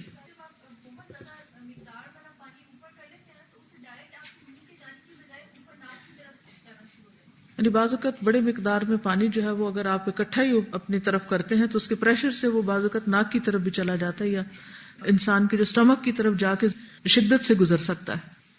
مشقت آپ نے اس لیے بھی منع فرمایا ہوگا کیونکہ وہ لیدر کی ہوتی ہے، کوئی پتہ نہیں اندر کیا گھسا ہوا ہے. تو اگر آپ ڈائریکٹ اس سے پی رہے ہیں اور پتہ ہی نہیں کہ اندر کیا، جیسے جوس کے ڈبے ہوتے ہیں، تو آپ کو پتہ ہے کہ بعض اوقات ان ڈبوں سے کچھ نہ کچھ نکل بھی آتا ہے. میں نے ایک واقعہ ریئل اسلامک ہسٹری کا پڑھا. رازی بہت مشہور طبیب تھا اپنے زمانے کا اور بہت سی چیزیں انہوں نے انوینٹ بھی کی. تو وہ اس وقت کے خلیفہ کا شاہی طبیب بھی تھے. وہ اکثر جب محل آتے جاتے تو راستے میں ایک شخص سے ان کی سلام دعا تھی. تو انہوں نے ایک روز اس کو کہا کہ میں کچھ دن سے نوٹ کر رہا ہوں کہ تمہارا رنگ بہت پیلا ہوتا جا رہا ہے اور تمہارا پیٹ پھولتا جا رہا ہے. اس نے کہا کہ ہاں میں خود بھی بہت، میری طبیعت گری گری رہ رہی ہے. انہوں نے نبض دیکھ کے کہا کہ اپنا پانی پینے کا برتن لاؤ. تو وہ کوزا لے کے آیا جس کا اوپر سے نیک تنگ ہوتا ہے اور نیچے سے راؤنڈ باٹم ہوتی ہے اور وہ ٹرانسپیرنٹ نہیں ہوتا کوزا. اس نے اس کو کہا یہ توڑ دو. اس سے کہا تو میرا پانی پینے کا برتن ہے. اس سے کہا تم توڑ دو. جب اسے توڑا تو چھوٹا سا مینڈک اس میں سے نکلا. تو اس نے کہا کہ ہوا یہ کہ چونکہ نظر نہیں آ رہا تھا اور پانی اندر جب بھی کبھی ڈالا اس میں کوئی ٹائٹ پول چلا گیا ہوگا اور وہ چونکہ وہ اندر ہی اندر پانی میں وہ پلتا رہا اور اس وجہ سے وہ زہر تمہارے اندر جا رہا تھا. تو یہ جو بات ہے پانی دیکھ کے پینا، اٹس ویری امپورٹنٹ. اور اگر آپ ٹینکی کا پانی پیتے ہیں تو ان کو بھی وقتاً فوقتاً صاف کروائیے. بعض اوقات کوے اس میں مر کے گر جاتے ہیں یا کوئی اور جانور اسی طرح چلے جاتے ہیں پانی پینے کے لیے اور ادھر ہی گر جاتے ہیں اور مر جاتے ہیں. جی آپ جی بعض اوقات بلیک کلر کی کراکری یوز کی جاتی ہے، کپس وغیرہ، پتہ نہیں چلتا اس کے ساتھ کتنی میل لگی ہوئی ہے اور پھر اسی کے اندر بار بار کھانا پینا جاری رہتا ہے. بعض اوقات کپس اور گلاس جو ہوتے ہیں وہ چائے کی وجہ سے یا پھر پانی ایسا ہوتا ہے کہ اس کی وجہ سے اس کے اوپر وہ لیئرز آنے لگتی ہیں، تو ان کو اگر سرکے سے صاف کریں تو سیف ہے کیونکہ اور کوئی کیمیکل نہ ڈالیں ورنہ پھر وہ آپ کے سسٹم میں چلا جائے گا. پائپس ہوتے ہیں مین گھروں میں جہاں سے پہنچتا ہے، اگر آپ اس کے آگے کوئی نیٹ یا مطلب کا کپڑا گھر میں جو اویلیبل ہو وہ لگا دیں تو آپ کا بہت زیادہ ڈسٹربنس دور ہے کہ آپ ایک تو اوپر ہوتے ہیں، آپ کو پتہ نہیں ہوتا کہ ٹینکی میں کیا گر رہا ہے، کہیں پر ڈسٹ آ سکتی ہے، کچھ آ سکتا ہے، تو آپ اس کو اگر پراپر ہوک اپ کر دیں تو اس سے پانی صاف گرے گا گھروں. صحیح، اٹس اے گڈ آئیڈیا. ساتھ میں اپنے تھوڑی اسٹڈی سے اس کو ساتھ کو ریلیٹ کروں. ہماری کلاس میں اس چیز پر ٹیچر 0.5 کارڈ دیتی کہ آپ نے رائٹ سے اسٹارٹ نہیں کیا کھانا دینا، پانی کو آپ دیکھ کے یوز نہیں کرے، برتن آپ نے بغیر یوز کر لیا. تو میں ابھی پڑھ کے مجھے بہت حیرت ہو رہی تھی کہ اگر ہم دین پر عمل کرنا شروع کریں، کیونکہ آپ انگلش بکس جو ہم پڑھ رہے ہیں وہ تو اب آئی ہیں، تو اٹس ویری امیزنگ کہ اتنا پہلے نبی کریم صلی اللہ علیہ وسلم نے سب کچھ بتا دیا، اور اگر ہم انہیں حدیثوں کو فالو کر لیں تو آئی تھنک. دیکھیے وہ تو ٹیچر کاٹتی تھی نا، تو ہمارے نامہ اعمال میں کتنے مارکس کٹ رہے ہوں گے اس کا ہمیں اندازہ ہی نہیں. ہم ہر چیز کو یہ کہہ کہ یہ تو چھوٹی سی بات ہے، تو چھوٹی سی چیز ہے، اور چھوڑتے جاتے ہیں حتیٰ کہ وہ بہت بڑا بھی ہو جاتا ہے. پینے والے برتن کو منہ لگا کر نہ پینا. نبی صلی اللہ علیہ وسلم نے مشکوں میں اختناق سے منع فرمایا، یعنی مشک کا منہ کھول کر اس میں منہ لگا کر پانی پینے سے روکا. ابو ہریرہ سے روایت ہے کہ رسول اللہ صلی اللہ علیہ وسلم نے مشک کا منہ سے منہ لگا کر پانی پینے کی ممانعت کی تھی. پھر برتن میں سانس نہ لیا جائے نہ پھونک ماری جائے. اس وقت تو کسی کو نہیں پتا تھا کیا کہ کاربن ڈائی آکسائڈ ہوتی ہے جو اندر سے نکلتی ہے. رسول اللہ صلی اللہ علیہ وسلم نے فرمایا جب تم میں سے کوئی شخص پانی پیے تو پینے کے برتن میں سانس نہ لے. ابن عباس سے مروی ہے کہ رسول اللہ صلی اللہ علیہ وسلم نے برتن میں سانس لینے یا اس میں پھونک مارنے سے منع فرمایا ہے. کچھ نظر آئے تو بہا دینا. ابو سعید خدری سے روایت ہے کہ نبی صلی اللہ علیہ وسلم نے مشروبات میں سانس لینے سے منع فرمایا. بعض بچے ہوتے ہیں نا پانی منہ کو لگا کے اسی میں سانس لے رہے ہوتے ہیں اور اسے پیے جاتے ہیں, اتارتے نہیں منہ سے, تو اس سے منع کیا ہے. ایک آدمی کہنے لگا اللہ کے رسول صلی اللہ علیہ وسلم میں ایک ہی سانس میں سیراب نہیں ہو سکتا, تو آپ نے فرمایا برتن کو اپنے منہ سے جدا کر کے پھر سانس لیا کرو. بات صرف پورا کرتے ہیں نا کہ اچھا 3 دفعہ پینا ہے تو ادھر ہی منہ کے ساتھ ہی لگا رہتا ہے, روک دیتے ہیں, ادھر ہی سانس بیچ میں لے لیتے ہیں پھر پی لیتے ہیں, اور کیا کہتے ہیں ہم نے سنت پوری کر لی. جلد بازی ہے یہ بھی. اس نے کہا اگر مجھے اس میں کوئی تنکا وغیرہ نظر آئے تو آپ نے فرمایا اسے بہا دیا کرو, یعنی گرا دیا کرو. پینے والی چیز میں مکھی گر جائے تو اسے ڈبو کر نکال لیا جائے, بشرطے کہ گرم ابلتی چائے نہ ہو. جب مکھی کسی کے پینے میں پڑ جائے تو اسے ڈبو دے, پھر نکال کر پھینک دے, کیونکہ اس کے ایک پر میں بیماری ہے دوسرے میں شفا ہوتی. لیکن اگر وہ ابلتی چیز میں یا اس میں گرے گی تو پھر وہ پروں تک نہیں رہے گی, بات آگے چلی جائے گی. کھانے کے دوران بار بار پانی پینے کو عادت نہ بنانا, یہ بھی ایک اہم حصہ ہے لیکن اس پر حدیث کوئی نہیں. غیر قدرتی اجزاء اور کیمیکل سے بنے مشروبات سے پرہیز کرنا, بہت زیادہ ٹھنڈا یا بہت زیادہ گرم مشروب پینے سے پرہیز کرنا, خصوصاً ان دونوں کو اوپر تلے استعمال کرنا, یعنی ٹھنڈی چیز پی کر ایک دم گرم پینا یا گرم پی کر ایک دم ٹھنڈا پی لینا, یہ بھی نقصان دیتا ہے. اب یہ تو پینے کی باتیں تھیں. پینے کے ساتھ ساتھ پلانے کا بھی اجر و ثواب پتہ ہونا چاہیے تاکہ اگر آپ دسترخوان پر بیٹھے ہیں تو دوسروں کو بھی آفر کریں. آپ صلی اللہ علیہ وسلم سے پوچھا گیا کہ سب سے پسندیدہ صدقہ کون سا ہے, تو آپ نے فرمایا پانی پلانا. پھر اسی طرح یہ ہے کہ ہر پیاسے کو پانی پلانے پر اجر ہے. لیکن پینے والی چیزوں میں نشہ آور اشیاء سے مکمل طور پر اجتناب کرنا چاہیے, خاص طور پر خمر, یعنی ڈرنکس میں حرام ڈرنک جو ہیں ان کو نہ پینا چاہیے نہ پلانا چاہیے, یعنی سرو بھی نہیں کرنا چاہیے, کیونکہ جس چیز کی کثیر مقدار نشہ آور ہو اس کی قلیل بھی حرام ہوتی ہے. ایسے دسترخوان پر بھی نہیں بیٹھنا چاہیے جہاں حرام کھانے ہوں, یعنی ایسے لوگوں کے ساتھ مل کر مت کھائیں. رسول اللہ صلی اللہ علیہ وسلم نے 2 کھانوں سے منع فرمایا, اس دسترخوان پر بیٹھنے سے جس پہ شراب پلائی جا رہی ہو اور پیٹ کے بل گر کر کھانے سے. ٹھیک ہے, اگر غلطی سے کچھ حرام کھا لیا جائے تو اسے اگل کر باہر نکال دینا چاہیے, جیسے حضرت ابوبکر رضی اللہ تعالیٰ عنہ نے ایک بار کیا. گرم اور سرد غذا ملا جلا کر کھانا, گرم غذا کی تاثیر کو سرد غذا سے ختم کرنا. حضرت عائشہ سے روایت ہے کہ رسول اللہ صلی اللہ علیہ وسلم تربوز اور تازہ کھجور ملا کر کھاتے.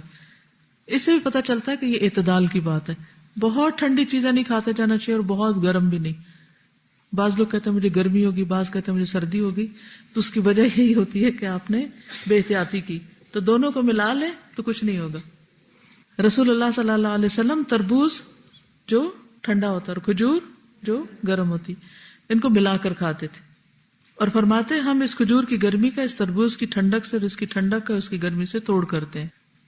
کھا پی کر الحمدللہ کہنا, کھانے سے فارغ ہو کر اپنے رازق کا شکر بجا لائیں, کیونکہ جو شکر ادا کرے گا اللہ تعالیٰ اس کو اور نعمتیں عطا کریں گے. لئن شکرتم لازیدنکم, کیونکہ بہت سے لوگ کھا پی تو لیتے ہیں پھر اتنے باتوں میں مشغول ہوتے ہیں کہ بھول جاتے ہیں کہ الحمدللہ بھی کہا یا نہیں. رسول اللہ صلی اللہ علیہ وسلم نے فرمایا کھا کر شکر کرنے والے کے لیے روزہ رکھ کر صبر کرنے والے کی طرح اجر ہے. اللہ تعالیٰ اس بندے سے راضی ہوتا ہے جو ایک لقمہ کھائے اور اس پر شکر ادا کرے, اور ایک گھونٹ پیے اور اس پر شکر ادا کرے. ابو امامہ سے روایت ہے کہ نبی صلی اللہ علیہ وسلم جب کھانے سے فارغ ہوتے, اور ایک مرتبہ بیان کیا گیا کہ جب آپ اپنا دسترخوان اٹھاتے تو یہ دعا پڑھتے, الحمدللہ الذی کفانا و اروانا, یعنی سیراب کیا ہمیں. اس سے پتہ چلتا ہے کہ ساتھ ہی پیا تھا. غیر مکفی ولا مکفور, تمام تعریفیں اس اللہ کے لیے ہیں جس نے ہماری کفایت کی, ہمیں سیراب کیا, نہ ہم اس کو کافی سمجھتے ہیں اور نہ ہم اس کی ناشکری کرتے ہیں. یعنی اللہ کی نعمتیں بے شمار ہیں, ہم یہ نہیں کہتے کہ ہم نے ساری ہی لے لی, جو بھی اللہ نے دیا اس پر شکر. ایک اور مرتبہ فرمایا الحمدللہ ربنا غیر مکفی ولا مودع ولا مستغنا ربنا. صحیح بخاری کی روایت ہے تیرے ہی لیے تمام تعریفیں ہیں اے ہمارے رب، نہ ہم اس کو کافی سمجھتے ہیں نہ اس کو ترک کرتے ہیں، اور اے ہمارے رب نہ ہم بے پرواہ ہو سکتے ہیں۔ یہ دعائیں کس کو آتی ہیں؟ سیکھنی چاہیے، ٹھیک ہے۔ اللہم بارک لنا فیہ واتمنا خیرا منہ، خاص طور پر دودھ پینے کی دعا کے طور پر اس کو پڑھا جاتا ہے۔ اللہ تعالیٰ ہمیں اس کھانے میں یا پینے میں برکت دے اور ہم اس سے بہتر کھلا۔ الحمدللہ الذی اطعم وسقا وصوغہ وجعل لہ مخرجا، تمام تعریفیں اللہ کے لیے جس نے کھلایا اور پلایا اور خوشگوار بنایا اور اس کے باہر نکلنے کا انتظام بھی کر دیا، یعنی جو اس میں سے ہمارے جسم کو نہیں چاہیے تھا، جو ویسٹیج ہے۔ الحمدللہ الذی اطعمنی ھذا الطعام ورزقنیہ من غیر حول منی ولا قوۃ، تمام تعریفیں اللہ کے لیے ہیں جس نے یہ کھانا مجھے کھلایا اور میری کسی قوت اور طاقت کے بغیر مجھے عطا کیا۔ یہ ساری دعائیں اگر یاد ہوں، کبھی ایک پڑھی جائے کبھی دوسری کبھی زیادہ بھی، تو اس وقت بھی انسان کا دھیان اللہ کی طرف لگا رہتا ہے اور دل میں اللہ کی یاد ہوتی ہے، زبان پر اس کا نام ہوتا ہے، تو کوئی وقت پھر انسان غافل نہیں ہوتا، حتیٰ کہ کھا پی کر بھی غافل نہیں ہوتا۔ ایک اور دعا ہے اللہم اطعمت واسقیت واغنیت واقنیت وہدیت واحییت فلک الحمد علی ما اعطیت۔ کتنی خوبصورت دعا ہے، کتنا ردم ہے اس میں۔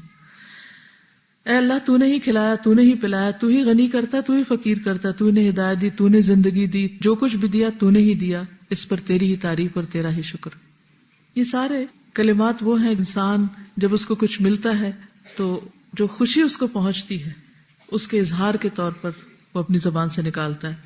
سیدنا عروہ بن زبیر کے سامنے جب کوئی کھانے پینے کی چیز آتی، یہاں تک کہ دوا بھی تو اس کو کھاتے پیتے اور کہتے الحمدللہ الذی ہدانا واطعمنا وسقانا ونعمنا، اللہ اکبر، اللہم الفتنا نعمتک بکل شر فاصبحنا منها وامسینا بکل خیر نسألک تمامها وشکرها لا خیر الا خیرک ولا الہ غیرک الہ الصالحین ورب العالمین الحمدللہ ولا الہ الا اللہ ما شاء اللہ ولا قوة الا باللہ اللہم بارک لنا فیما رزقتنا وقنا عذاب النار۔ یہ موطا امام مالک کی روایت ہے۔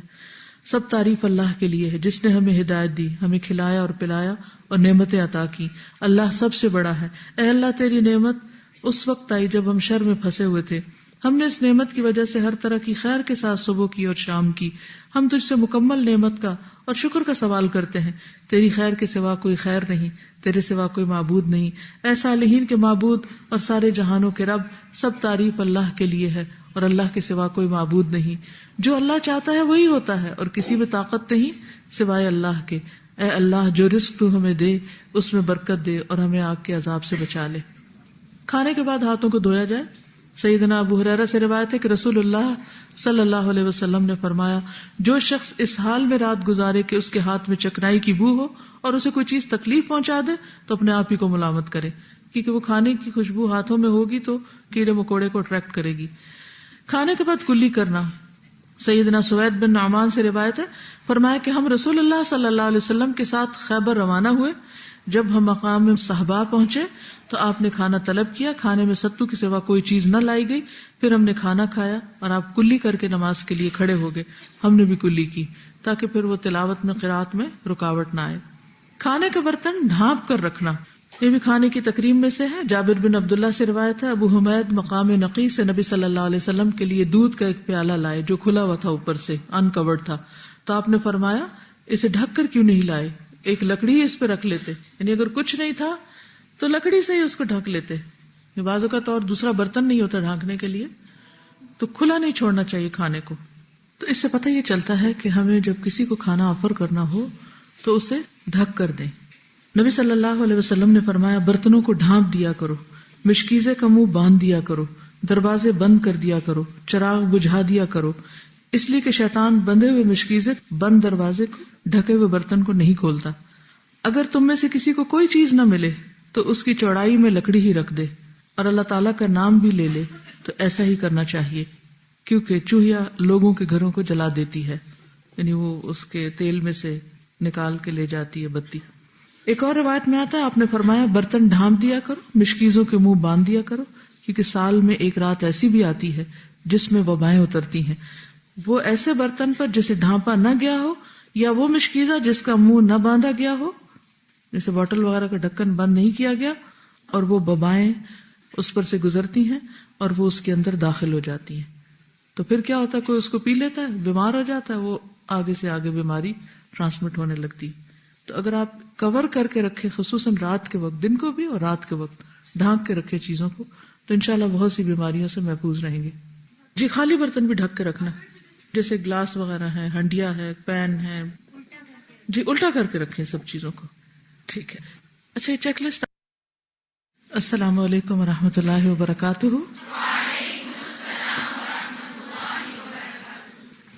نحمده ونصلي على رسوله الكريم اما بعد فاعوذ بالله من الشيطان الرجيم بسم الله الرحمن الرحيم رب اشرح لي صدري ويسر لي امري واحلل عقدة من لساني يفقهوا قولي.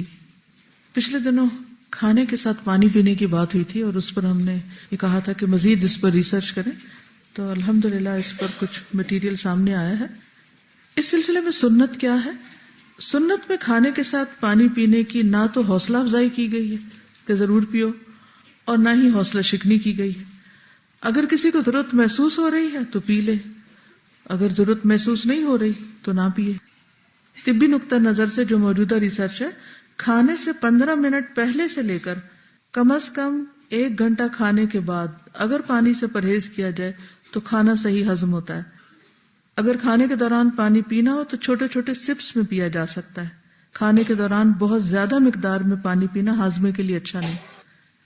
کھانے کے ساتھ ٹھنڈا پانی پینا اچھا نہیں، لیکن گرم لیکوڈ جیسے قہوہ وغیرہ اگر تھوڑی مقدار میں لے لیا جائے تو کوئی حرج نہیں. دن کے باقی حصے میں پانی پی لینا چاہیے، جب بھی دل چاہے پی لیں. کسی نے سوال کیا تھا کہ آپ نے پینے کے آداب بتائے اور اس میں صرف بیٹھ کر پینے کی بات پر سٹریس کیا، جبکہ ایسے واقعات ملتے ہیں جن میں کھڑے ہو کر پینے کا بھی ذکر ہے، جس میں ایک زمزم کا بھی ہے. تو زمزم کے بارے میں تو میں نے آپ کو بتا دیا تھا کہ اس میں نہ یہ کہا گیا کہ کھڑے ہو کر پیو اور نہ کہا گیا ہے کہ بیٹھ کر پیو.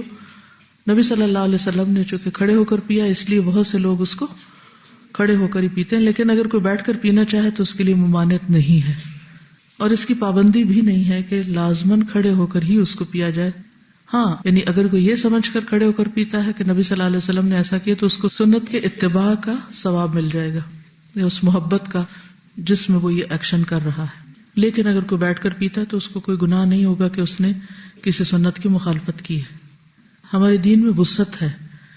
عام طور پر جب ہم کسی سنت یا کسی اتباع کی بات کو پڑھتے ہیں تو پھر اس کو بعض اوقات اتنے لٹرل میننگ میں لے لیتے ہیں کہ اگر کوئی تھوڑا سا بھی ادھر ادھر ضرورتاً ہو جائے جس کی رخصت ہے دین میں، تو اس کو بھی ہم برا بھلا کہنے لگتے ہیں، برا سمجھنے لگتے ہیں. تو ایسا نہیں ہونا چاہیے. ٹھیک ہے. ہاں الا یہ کہ شریعت نے واضح طور پر کہہ دیا ہو کہ ایسا مت کرو. حلال بھی بین اور حرام بھی بالکل واضح ہے. جہاں حرام ہونے کی بات ہے وہ تو حرام ہے ہی، لیکن ادروائز کسی بھی ایسی چیز کو حرام نہیں کیا جا سکتا جس کو شریعت نے حرام نہ کیا ہو. وَلَا تَقُولُوا لِمَا تَصِفُ أَلْسِنَتُكُمْ هَذَا حَلَالٌ وَهَذَا حَرَامٌ.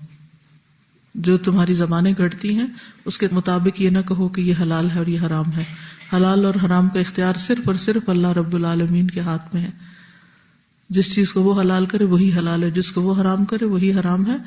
اگر کوئی اپنی مرضی سے ایسا کرے گا تو وہ اللہ تعالیٰ کے اختیارات میں دخل اندازی کے برابر ہے، جو کہ درست ہی.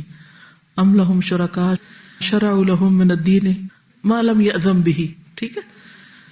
کیا ان کے کچھ شرکاء ایسے ہیں کہ جنہوں نے ان کے لیے ایسا دین ایجاد کیا ہے جس کی اللہ نے ان کو اجازت نہیں دی؟ جس چیز کو اللہ تعالیٰ نے نہیں شریعت کا حصہ بنایا تو کسی کو اختیار نہیں کہ اسے شریعت کا حصہ بنائے. اب جہاں تک کھڑے ہو کر کھانے پینے کی بات ہے تو اس کے بارے میں شریعت کیا کہتی ہے؟ کچھ چیزیں تو آپ کو کھانے پینے کے آداب میں بتا دی ہیں، کچھ چیزیں مزید اس کی وضاحت میں. شیخ الاسلام ابن تیمیہ سے کھڑے ہو کر کھانے پینے کے بارے میں سوال کیا گیا کہ کیا وہ حلال ہے یا حرام یا مکروہ تنزیہی ہے، یعنی مکروہ ہے، اور کیا کھڑے ہو کر کھانا پینا جائز ہے جب کوئی عذر ہو جیسے مسافر، اور کیا راستے میں چلتے ہوئے کھایا پیا جا سکتا ہے؟ تو انہوں نے جواب دیا جہاں تک عذر کا تعلق ہے تو اس میں کوئی حرج نہیں، یعنی کہ بیٹھنے کی جگہ ہی نہیں ہے. بعض اوقات آپ کیوں میں کھڑے ہوتے ہیں کسی بینک کے سامنے، کسی ڈاک خانے کے سامنے، کسی اور جگہ پر، اور بعض اوقات لائنیں سڑک پر ہوتی ہیں اور آپ وہاں پر نیچے نہیں بیٹھ سکتے، اگر بیٹھیں گے تو رستہ رکے گا. یہ جیسے میں نے حج عمرے کی مثال دی کہ اگر آپ طواف کے دوران یا سعی یا رمی کے دوران کہیں آپ تھوڑا سا پانی کا سپ لیتے ہیں یا کچھ کھاتے ہیں تو کہاں بیٹھیں گے آپ؟ بیٹھنا خطرناک ہے وہاں، بلکہ بیٹھنا دوسروں کے لیے اذیت کا باعث ہے. تو آپ ایسا نہیں کریں گے. تو اس وقت اگر آپ کچھ کھانا چاہتے ہیں، پینا چاہتے ہیں تو آپ کھا پی لیں، کوئی حرج نہیں، کوئی گناہ کی بات نہیں ہے. تو کہتے ہیں کہ جہاں تک عذر کا تعلق ہے تو اس میں کوئی حرج نہیں، معذور انسان کو اس کی اجازت ہے. نبی صلی اللہ علیہ وسلم سے یہ بات ثابت ہے کہ آپ نے زمزم کھڑے ہو کر پیا، کیونکہ وہاں بیٹھنے کی کوئی جگہ نہ تھی. اور جہاں تک بغیر عذر کے بلا وجہ کھانے پینے کی بات ہے تو وہ ناپسندیدہ ہے، کیونکہ نبی صلی اللہ علیہ وسلم نے اس سے روکا ہے. ایکسیپشنل کیسز ہر جگہ موجود ہیں، لیکن ایز اے نارم کیا ہے؟ پسندیدہ نہیں ہے. حرام نہیں ہم کہیں گے کہ اس نے حرام کا ارتکاب کیا، لیکن ایک ناپسندیدہ کام کا ارتکاب کیا. محمد بن صالح العثیمین کا فتویٰ ہے، انہوں نے کہا کہ افضل یہ ہے کہ انسان بیٹھ کر کھائے اور پیے، کیونکہ یہ نبی صلی اللہ علیہ وسلم کی رہنمائی ہے. اور آپ صلی اللہ علیہ وسلم نہ کھڑے ہو کر کھاتے اور نہ کھڑے ہو کر پیتے، اللہ یہ کہ زمزم کے بارے میں پتہ چلتا ہے، رخصت کا پتہ چلتا ہے، لیکن آپ کھانا پینا بیٹھ کر ہی کرتے تھے. جہاں تک کھڑے ہو کر پینے کا تعلق ہے تو نبی صلی اللہ علیہ وسلم سے صحیح ثابت ہے کہ آپ نے اس سے روکا بھی ہے، منع بھی کیا. صحیح مسلم کی روایت ہے، انس رضی اللہ عنہ سے روایت ہے کہ نبی صلی اللہ علیہ وسلم نے منع فرمایا کہ کوئی آدمی کھڑے ہو کر پانی پیے. قتادہ کہتے ہیں کہ ہم نے کھڑے ہو کر کھانا کھانے کے بارے میں پوچھا تو انس رضی اللہ عنہ نے کہا کہ یہ اور بھی زیادہ برا اور گندا کام ہے. ٹھیک ہے، یعنی اس کا مطلب یہ ہے کہ نبی صلی اللہ علیہ وسلم نے اگر کھڑے ہو کر پینے سے منع کیا تو کھڑے ہو کر کھانا اور بھی زیادہ منع ہے، کیونکہ کھانا تو زیادہ ٹائم لیتا ہے. اب ترمذی میں جو ابن عمر کی روایت ہے کہ ہم رسول اللہ صلی اللہ علیہ وسلم کے زمانے میں چلتے پھرتے کھایا کرتے تھے اور کھڑے ہو کر پیا کرتے تھے، یعنی ایسا کر لیا کرتے تھے، یہ بخاری میں ہے. تو یہ اس بات پر دلیل ہے کہ یہ عمل حرام نہیں ہے، جیسے پہلے میں نے عرض کیا، لیکن اس کا ترک کرنا بہتر ہے. یعنی زیادہ اچھا اور بہتر عمل یہ ہے کہ انسان بیٹھ کر کھائے اور بیٹھ کر پیے. جہاں تک صحابہ کے چلتے پھرتے کھانے یا پینے کی بات ہے تو وہ باقاعدہ کھانا کھڑے ہو کر نہیں کھایا کرتے تھے، کبھی ضرورتاً ایک آدھ کھجور چلتے پھرتے کھا لی تو اس کی اجازت ہے. بعض اوقات ایسا ہوتا ہے نا کہ آپ جا رہے ہیں جلدی میں ہیں اور آپ نے کھایا کچھ نہیں اور آپ کو بھوک بھی لگی ہے، تو اگر آپ اپنے اس میں سے نکال کے کچھ کھا لیتے، بعضوں کے کچن میں کام کر رہے تھے، کھڑے ہو کے کوک کر رہے ہوتے ہیں، تو اس کو کیا ہوتا ہے، کبھی چکھنا پڑ جاتا ہے، کبھی تھوڑی سی کوئی چیز لقمہ لینا پڑتا ہے. بعض اوقات آپ جلدی میں ہوتے ہیں، آپ کو بیٹھ کے کھانے کا ٹائم ہی نہیں ہے، تو آپ نے اگر ایک آدھ بائٹ لے لیا کھڑے ہو کر تو حرام کا ارتکاب نہیں کیا. لیکن یہ روز کی عادت نہیں بنانی چاہیے، کیونکہ نبی صلی اللہ علیہ وسلم نے اس کو ناپسند کیا. ابن عباس کہتے ہیں کہ میں نے رسول اللہ صلی اللہ علیہ وسلم کو زمزم کا پانی پلایا تھا اور آپ نے کھڑے ہو کر پیا تھا. خلاصہ کلام یہ ہے کہ بیٹھ کے کھانا افضل ہے، کھڑے ہو کر پینے کا یا کھانے کا جواز ضرور ہے. حضرت علی نے بھی کھڑے ہو کر پانی پیا اور فرمایا کہ نبی صلی اللہ علیہ وسلم نے بھی ایسا کیا جیسا تم مجھے کرتے ہوئے دیکھ رہے ہو. امام نووی کہتے ہیں درست بات یہ ہے کہ کھڑے ہو کر پینے سے روکنے کی جو ممانعت ہے وہ مکروہ تنزیہی ہے، اور کھڑے ہو کر پینے کا جو ذکر موجود ہے وہ جواز کے لیے ہے. اس طرح احادیث میں کوئی اشکال اور تعارض نہیں. سمپل لفظوں میں کہنا چاہیے کہ ایکسیپشنل صورتحال میں دین رخصت دیتا ہے. ابن قیم رحمہ اللہ کہتے ہیں نبی صلی اللہ علیہ وسلم کی ہدایات میں سے یہ ہے کہ بیٹھ کر پیا جائے. نبی صلی اللہ علیہ وسلم سے یہ بات بھی ثابت ہے کہ آپ نے کھڑے ہو کر پینے سے روکا، اور یہ بھی ثابت ہے کہ آپ نے ایسے شخص کو قے کرنے کا حکم دیا جس نے کھڑے ہو کر پیا، اور یہ بھی ثابت ہے کہ آپ نے کھڑے ہو کر پیا. ایک گروہ کا کہنا ہے کہ روکنے والا حکم منسوخ ہو گیا ہے، روکنے والا حکم منسوخ ہو گیا، لیکن یہ درست نہیں کیونکہ نص کی کوئی دلیل نہیں ہے. ایک اور گروہ کا کہنا ہے کہ آپ صلی اللہ علیہ وسلم کے کھڑے ہو کر پینے سے پتہ چلتا ہے کہ ایسا کرنا حرام نہیں بلکہ جواز ظاہر کرنا ہے. ایک گروہ کا کہنا ہے کہ ان روایات میں کوئی تعارض نہیں، آپ نے ضرورت کے تحت کھڑے ہو کر پیا، لیکن کھڑے ہو کر پینے میں کئی آفتیں ہیں، اور وہ آفتیں اب کی ریسرچ سے پتہ چل چکی ہیں. ٹھیک ہے، تو ساری بات کا خلاصہ وہی ہوا نا جو پہلے آپ پڑھ چکے ہیں، اور صرف ریفرنسز سے تھوڑی سی مزید الیبوریٹ کر دی بات. ٹھیک ہے، تو بعض اوقات ایسا ہوتا ہے کہ جو رخصت کے پہلو ہوتے ہیں ان سے میں سرسری گزر جاتی ہوں کیونکہ وہ تھوڑے حصے سے ڈیل کرتے ہیں، اور جو چیزیں ناپسندیدہ مجال یا اس کے فیلڈ سے تعلق رکھتی ہیں تو وہ ذرا ڈیٹیل میں بتاتی ہوں تاکہ عادتیں درست ہو جائیں. چھپاتی کچھ بھی نہیں ہوں کہ چونکہ مجھے یہ پسند ہے تو اس لیے اس کو زیادہ ہائی لائٹ کیا جائے. چلیے آگے چلتے ہیں. قل ان صلاتي ونسكي ومحياي ومماتي لله رب العالمين لا شريك له وبذلك امرت وانا اول المسلمين. ہم جسمانی صحت اور غذا کے بارے میں پڑھ رہے تھے. آج ہم پڑھیں گے صحت کو فائدہ دینے والی غذائیں. سب سے پہلے پھل اور سبزیاں. قرآن مجید میں اللہ تعالیٰ فرماتے ہیں فَلْيَنظُرِ الْإِنسَانُ إِلَىٰ طَعَامِهِ. انسان کو چاہیے کہ وہ اپنے کھانے کو دیکھے کیا کھا رہا ہے. أَنَّا صَبَبْنَا الْمَاءَ صَبًّا ثُمَّ شَقَقْنَا الْأَرْضَ شَقًّا فَأَنبَتْنَا فِيهَا حَبًّا وَعِنَبًا وَقَضْبًا وَزَيْتُونًا وَنَخْلًا وَحَدَائِقَ غُلْبًا وَفَاكِهَةً وَأَبًّا مَتَاعًا لَكُمْ وَلِأَنْعَامِكُمْ. عبس آیت 24 سے 32 تک.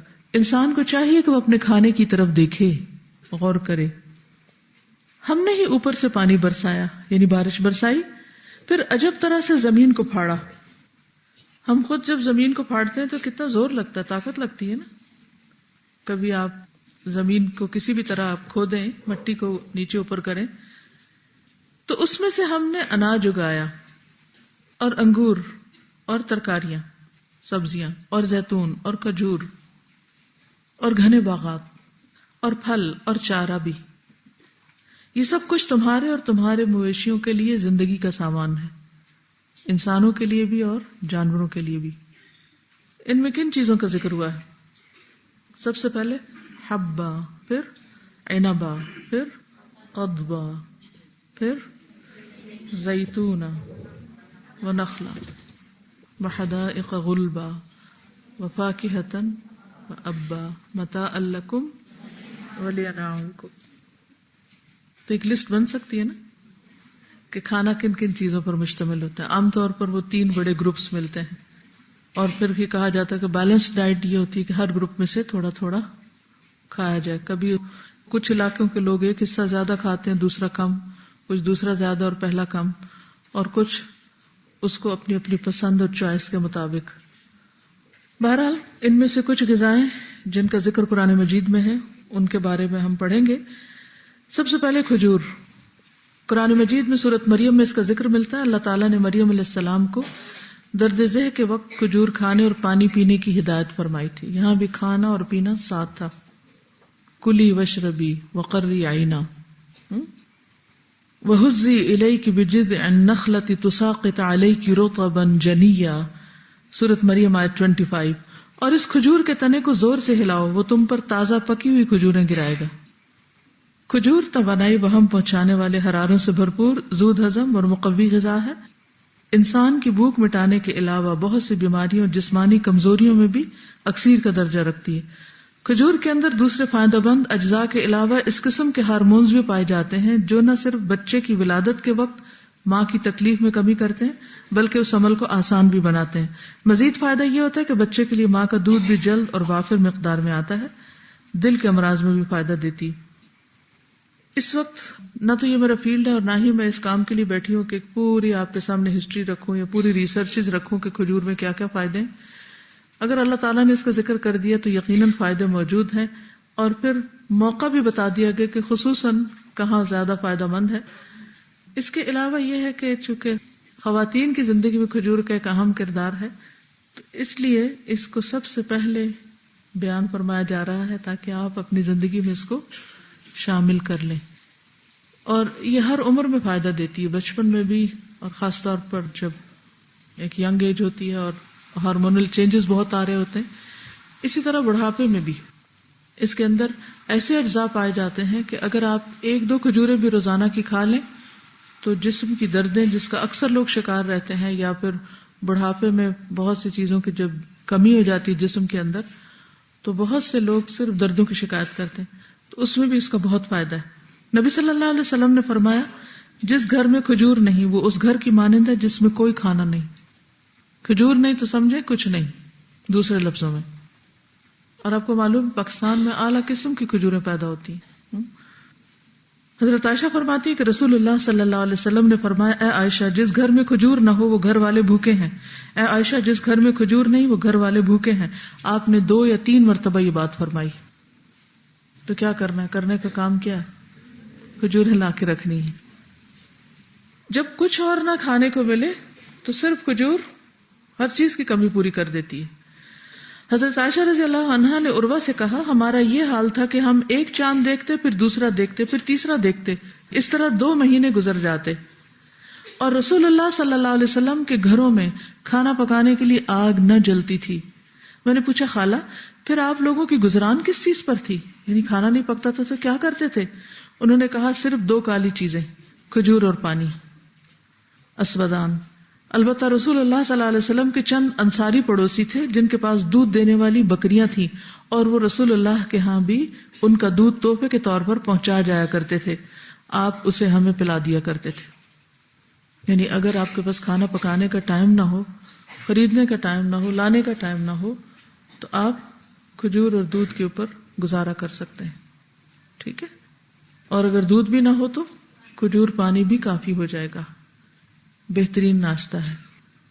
کھجور کا خوشہ اور گابھا.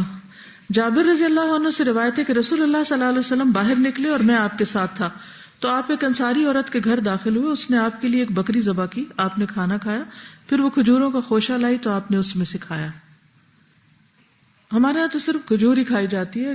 جب شروع میں کھجور نکلتی ہے تو آپ نے دیکھو کہ وائٹ وائٹ ٹہنیاں سی ہوتی ہیں جو اس کے خوشے سے ہوتے ہیں، ان کے اندر بھی بہت غذائیت ہوتی ہے. جن ملکوں میں بہت کھجوروں کے درخت ہوتے ہیں وہ لوگ باقاعدہ اس موسم میں اس کو کھاتے ہیں اور کہتے ہیں کہ اس میں الرجی کا بھی بہت علاج ہوتا ہے. عبداللہ بن عمر کہتے ہیں کہ نبی صلی اللہ علیہ وسلم کی خدمت میں ہم بیٹھے ہوئے تھے کہ کھجور کے درخت کا گابھا لایا گیا. وہ گابھا وہی ہوتا ہے جس پر کھجوریں پھر بعد میں لگتی ہیں. کھجور کے ساتھ ککڑی کا استعمال.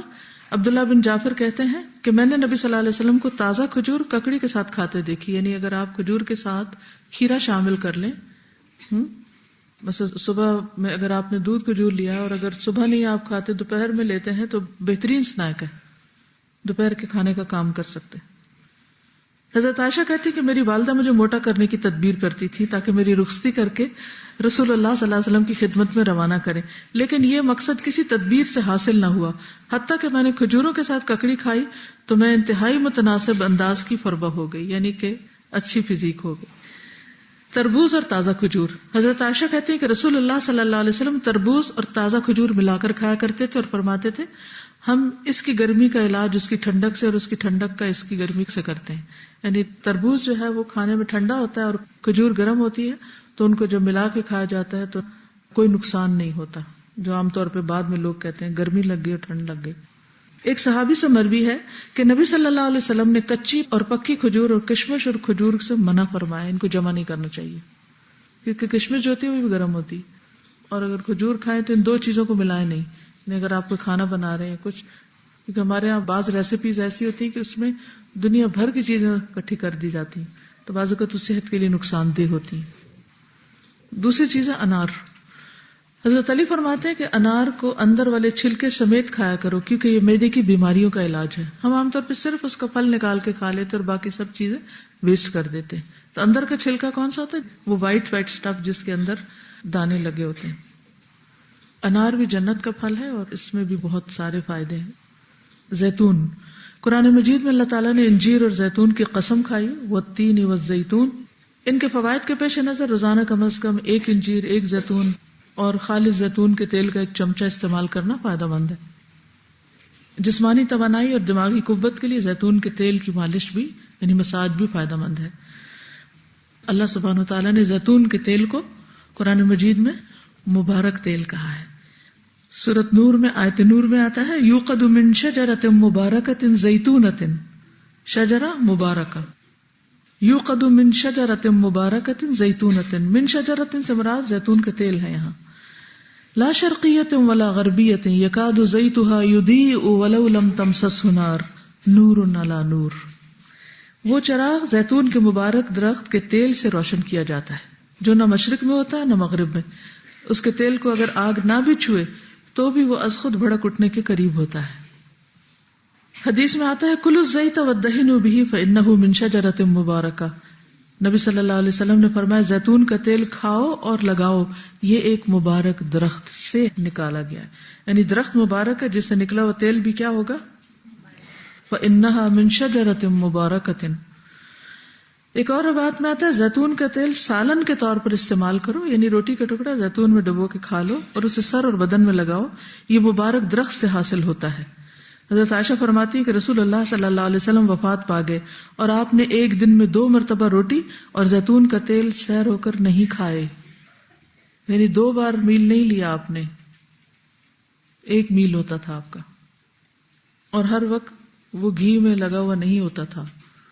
آپ دیکھیے نا، وما شبع من خبز وزیت فی یوم واحد مرتین، دن میں 2 بار پیٹ نہیں بھرا آپ نے، کس سے؟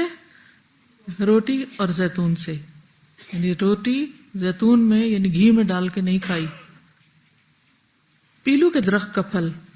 جابر بن عبداللہ کہتے ہیں کہ ہم رسول اللہ صلی اللہ علیہ وسلم کے ساتھ مر الزہران کے مقام پر تھے، ہم پیلو توڑ رہے تھے. آپ نے فرمایا جو خوب کالا ہو وہ توڑو کیونکہ وہ زیادہ لذیذ ہوتا ہے، یعنی یہ بھی کھانے کی چیز ہے.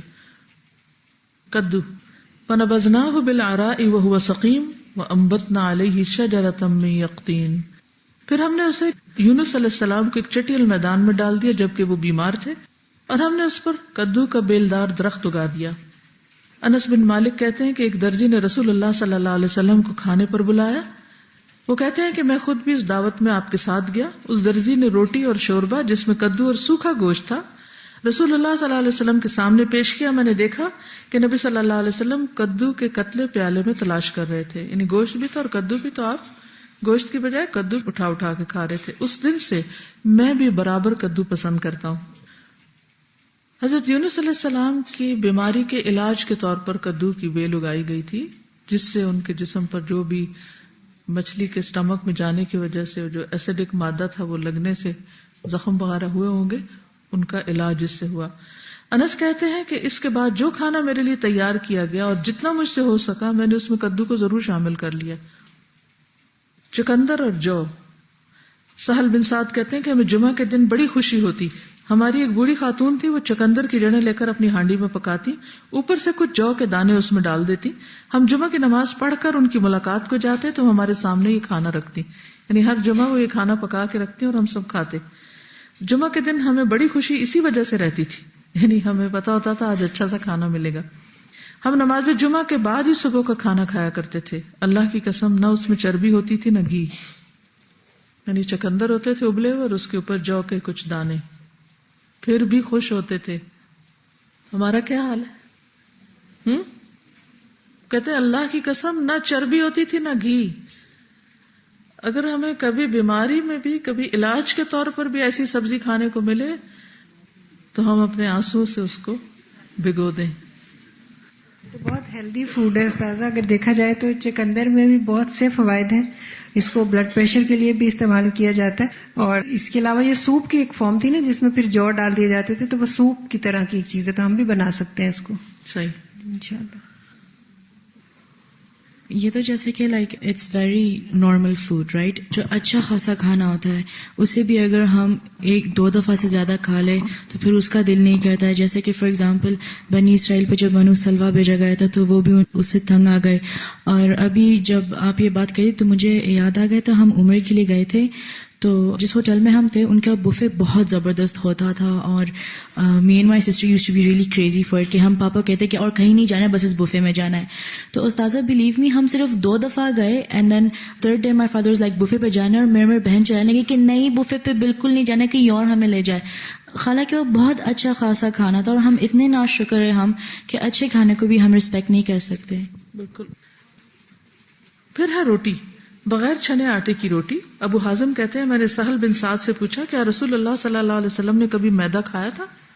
تو سہل نے جواب دیا جب اللہ تعالیٰ نے نبی صلی اللہ علیہ وسلم کو نبی بنایا، یعنی جب سے آپ کو نبوت ملی اس وقت سے وفات تک رسول اللہ صلی اللہ علیہ وسلم نے میدا دیکھا بھی نہیں. اتنا پرہیز کیا اس سے، نبوت سے وفات تک میدا دیکھا بھی نہیں.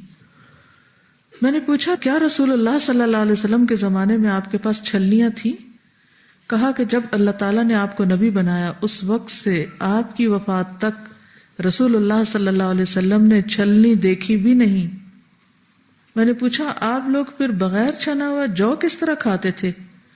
بتایا ہم اسے پیس لیتے، پھر اسے پھونک دیتے، جو اڑنا ہوتا اڑ جاتا، جو رہنا ہوتا رہ جاتا، پھر اسے گوندھ لیتے اور پکا کر کھا لیتے۔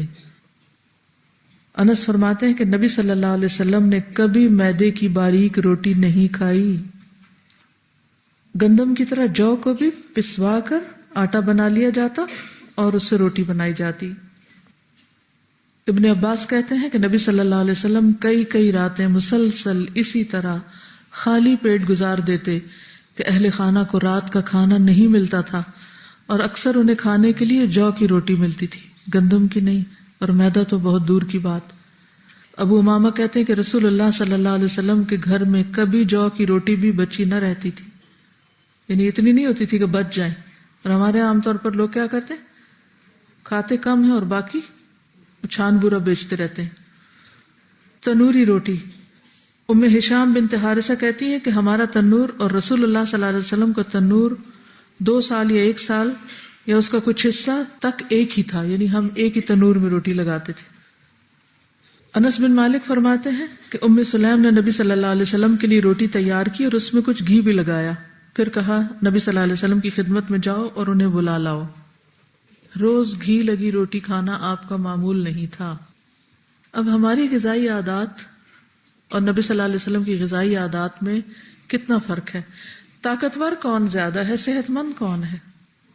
وہ تھے یا ہم ہیں؟ یس۔ آپ کا کیا خیال ہے، جس ملک میں ہم رہتے ہیں ہر گھر میں پراٹھے پکتے ہیں، پکا سکتے ہیں، افورڈ کر سکتے ہیں؟ مثلا ایک مزدور کی جو سرکاری سطح پر آمدنی ہے وہ کیا ہے، 8,000، کہ اس سے کم ویجز نہیں دیے جائیں گے، سب کو 8 بھی نہیں ملتی۔ ایک گھر کا مرد اگر 8,000 یا 10,000 کما کے لاتا ہے، ان کے لیے تو آٹا پورا کرنا بھی مشکل ہے۔ وہ مکان کا کرایہ دے گا، وہ بجلی کا بل دے گا، وہ گیس کا بل دے گا، وہ کیا پکائے گا اور کیا نہیں پکائے گا۔ اگر 2-3 بچے بھی ہوں تو وہ کس طرح جیے گا؟ اگر کسی ایسے گھر میں شادی ہو گئی یا خدا نخواستہ حالات اس طرز پر آ گئے تو پھر ہم نخرے کے ساتھ روٹی چھوڑ دیں گے اور کہیں گے کہ کچھ نہیں ہمارے پاس کھانے کو۔ مجھے اچھی طرح یاد ہے، بہت پہلے جب میں یونیورسٹی میں کام کرتی تھی تو وہاں پر ایک سویپرس تھی، وہ مسلمان ہو گئی، میں اس سے بات چیت کرتی رہتی تھی تو خیر الحمدللہ مسلمان ہو گئی۔ تو پھر میں اسے کبھی کبھی گھر بلاتی تھی، اس سے باتیں کرتی تھی، تو مجھے بہت تجسس ہوتا تھا کہ یہ لوگ جن بستیوں میں رہتے ہیں وہاں پر فیسلٹیز بہت کم ہیں، کس طرح رہتے ہیں، کیا کھاتے ہیں، کیا پکاتے ہیں۔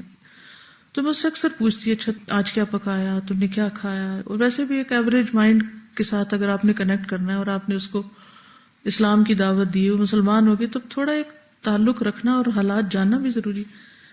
تو اکثر بتاتی تھی کہ مرچیں دہی میں گھول لیتے ہیں، اگر دہی نہ ہو تو پانی میں گھول کے روٹی کے ساتھ لگا کے کھا لیتے ہیں، اور کبھی کہتے تھے آٹا بھی نہیں ہوتا تو صبر کر لیتے ہیں۔ تو ایک یہ ہے کہ ہم صرف لذتوں میں جئیں اور پھر حرام حلال کی پرواہ نہ کریں۔ آج آپ کسی دفتر میں چلے جائیں، رشوت کے بغیر کام نہیں ہوتا، یہ سب کا تجربہ ہے نا۔ چوری، دھوکہ اور فراڈ، یہ چیزیں عام ہیں۔ ان سب کی اگر ریزن دیکھی جائے تو کیا ہے، وجہ کیا ہے؟ لوگ کیوں رشوت لینے پہ مجبور ہیں؟ کیونکہ ان کے گھر میں ان کے بیوی بچے سوکھی روٹی نہیں کھا سکتے، تو انہیں رشوت لے کے گھی والی روٹی کھلانی ہے۔ گھر والے پچھلے سال کا کپڑا اب نہیں پہن سکتے، انہیں نیا کپڑا بنانا ہے اور فیشن کے مطابق بنانا ہے، چاہے وہ ضرورت ہے یا نہیں، ایکسٹرا کپڑا لگانا ہے، وہ کہاں سے پورا کریں گے؟ غلط ذریعے سے آمدنی کمائی جائے گی تبھی نا، تبھی پوری ہو سکتی ہے نا، حلال سے تو نہیں پوری ہو سکتی سب چیزیں۔ پہلے لوگ کس طرح کام چلاتے تھے؟ جب سبزیوں کا موسم ہے اچار ڈال لیا، کچھ اور آگے پیچھے چیز کر لی، اگر ایسی جگہ رہتے ہیں گائے بکری رکھ سکتے ہیں وہ رکھ لی، اس کے دودھ سے کوئی ملائی نکال لی، کوئی مکھن نکال لیا، اور کچھ نہیں تو لسی۔ میرا بچپن گاؤں میں گزرا ہے کچھ عرصہ، تو میں دیکھتی تھی کہ وہاں صرف ایک دفعہ دن میں سالن پکتا تھا اور کئی دن کے بعد گوشت والا آتا تھا اور اس سے لوگ گوشت لیتے تھے، اور کوئی ہر روز نہ گوشت ہوتا تھا نہ ہر روز سبزیاں اتنی ہوتی تھی، اور لوگوں کا کھانا کیا ہوتا تھا، تنور میں روٹی لگاتے تھے اور اگر تھوڑا بہت مکھن اوپر لگایا، ورنہ سادی لسی، نہ اس میں نمک نہ مرچ، کچھ بھی نہیں، روٹی توڑی اور اوپر سے تھوڑی سی لسی پی لی اور اسی طرح کھانا کھا لی، یا پھر تھوڑی سی دہی کے ساتھ روٹی لگائی کھا لی، اور سارا دن کھیتوں میں کام کرتے دکھائی دیتے تھے، ہیلدی، اسٹرانگ، نہ سردی کی پرواہ نہ گرمی کی پرواہ۔ آج 10 کھانے ہم لوگ کھا رہے ہیں اور ہر وقت بیمار ہیں۔ تو کیا دنیا میں کھانے کے لیے پیدا کیے گئے اور کھاتے ہی رہنا ہے؟ اور اگر کھانا نہیں ملے گا تو رونا دھونا ہی کرنا ہے اور سارے اعلیٰ مقاصد بھول جانے؟ کیا ہمیں جینے کے ڈھنگ نہیں سیکھنے؟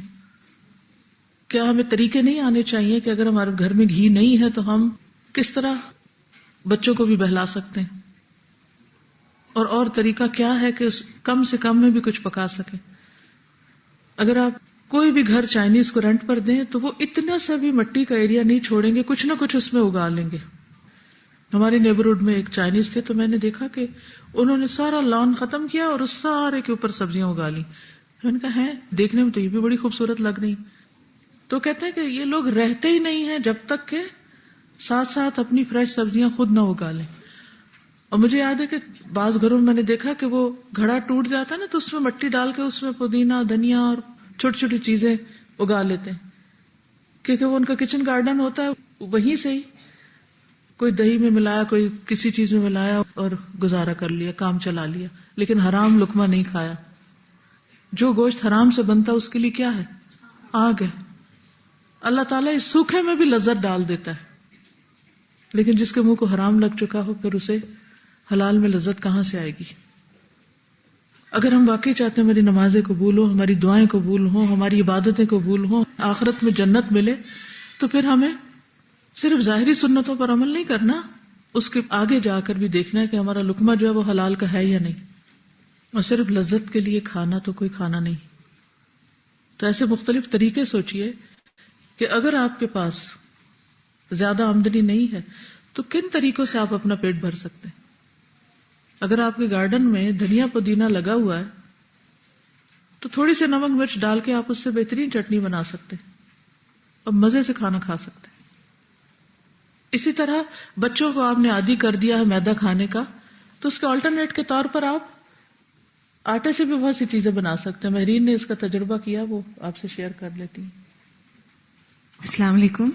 جب ہم دعائے شافی پڑھ رہے تھے کچھ عرصے پہلے تو تب ہم لوگوں کی پوسٹنگ میاں والی میں تھی، وہاں پر جب یہ ہلکا سا ذکر ہوا تھا میدا چھوڑنے کا تو اسی دن ہم نے ڈیسائیڈ کر لیا تھا کہ اب ہم میدے کو چھوڑنے کی کوشش کرتے ہیں، اور وہاں پر ہول ویٹ کی کوئی چیز نہیں ملتی تھی، تو الحمدللہ اس کی وجہ سے ایک اتنی بڑی خیر کا دروازہ کھلا کہ ہر چیز جو ہے وہ ایک تو چکی کے آٹے سے بنانی شروع کی، اور گھر میں ہفتے میں ایک دن منڈے طے کیا ہوا تھا، اس میں ٹوٹل 2.5 گھنٹے لگتے تھے اور پورے ہفتے کی بیکنگ ہو جاتی تھی، اس میں بریڈ، بنز اور اس کے علاوہ جو نان وغیرہ اور پیٹا بریڈ، ہر چیز جو ہے اس کی ایک ایک کر کے تھوڑی تھوڑی ریسیپیز دیکھتے رہے۔ تو وہ یہ ہوا کہ 2-3 مہینے جو ہم ٹیسٹ اور ٹرائل سے پتہ چلی چیزیں تو وہ پتہ چلا کہ بک میں انہوں نے بتائی نہیں تھی آلریڈی، اور مزے کی بات یہ لگتی تھی کہ وہ تھوڑا سا ٹائم لگتا تھا اور اس میں بہت ساری چیزیں بن جاتی تھیں، اور بچوں کا پیٹ نہیں خراب ہوا 2 سال، وامٹنگ بھی نہیں، ڈائریا بھی۔ باقی انشاءاللہ کل۔ سبحانک اللہم و بحمدک، اشہد ان لا الہ الا انت، استغفرک و اتوب الیک۔ السلام علیکم و رحمۃ اللہ وبرکاتہ۔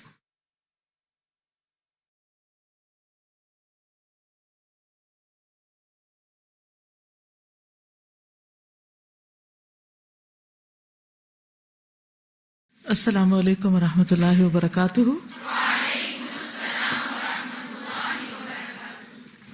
نحمده ونصلي على رسوله الكريم، اما بعد فاعوذ باللہ من الشیطان الرجیم، بسم اللہ الرحمن الرحیم، رب اشرح لي صدری ويسر لي امری واحلل عقدۃ من لسانی یفقهوا قولی۔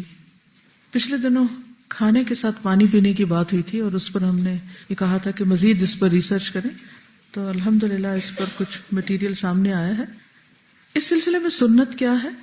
سنت میں کھانے کے ساتھ پانی پینے کی نہ تو حوصلہ افزائی کی گئی ہے کہ ضرور پیو، اور نہ ہی حوصلہ شکنی کی گئی ہے۔ اگر کسی کو ضرورت محسوس ہو رہی ہے تو پی لے، اگر ضرورت محسوس نہیں ہو رہی تو نہ پیے.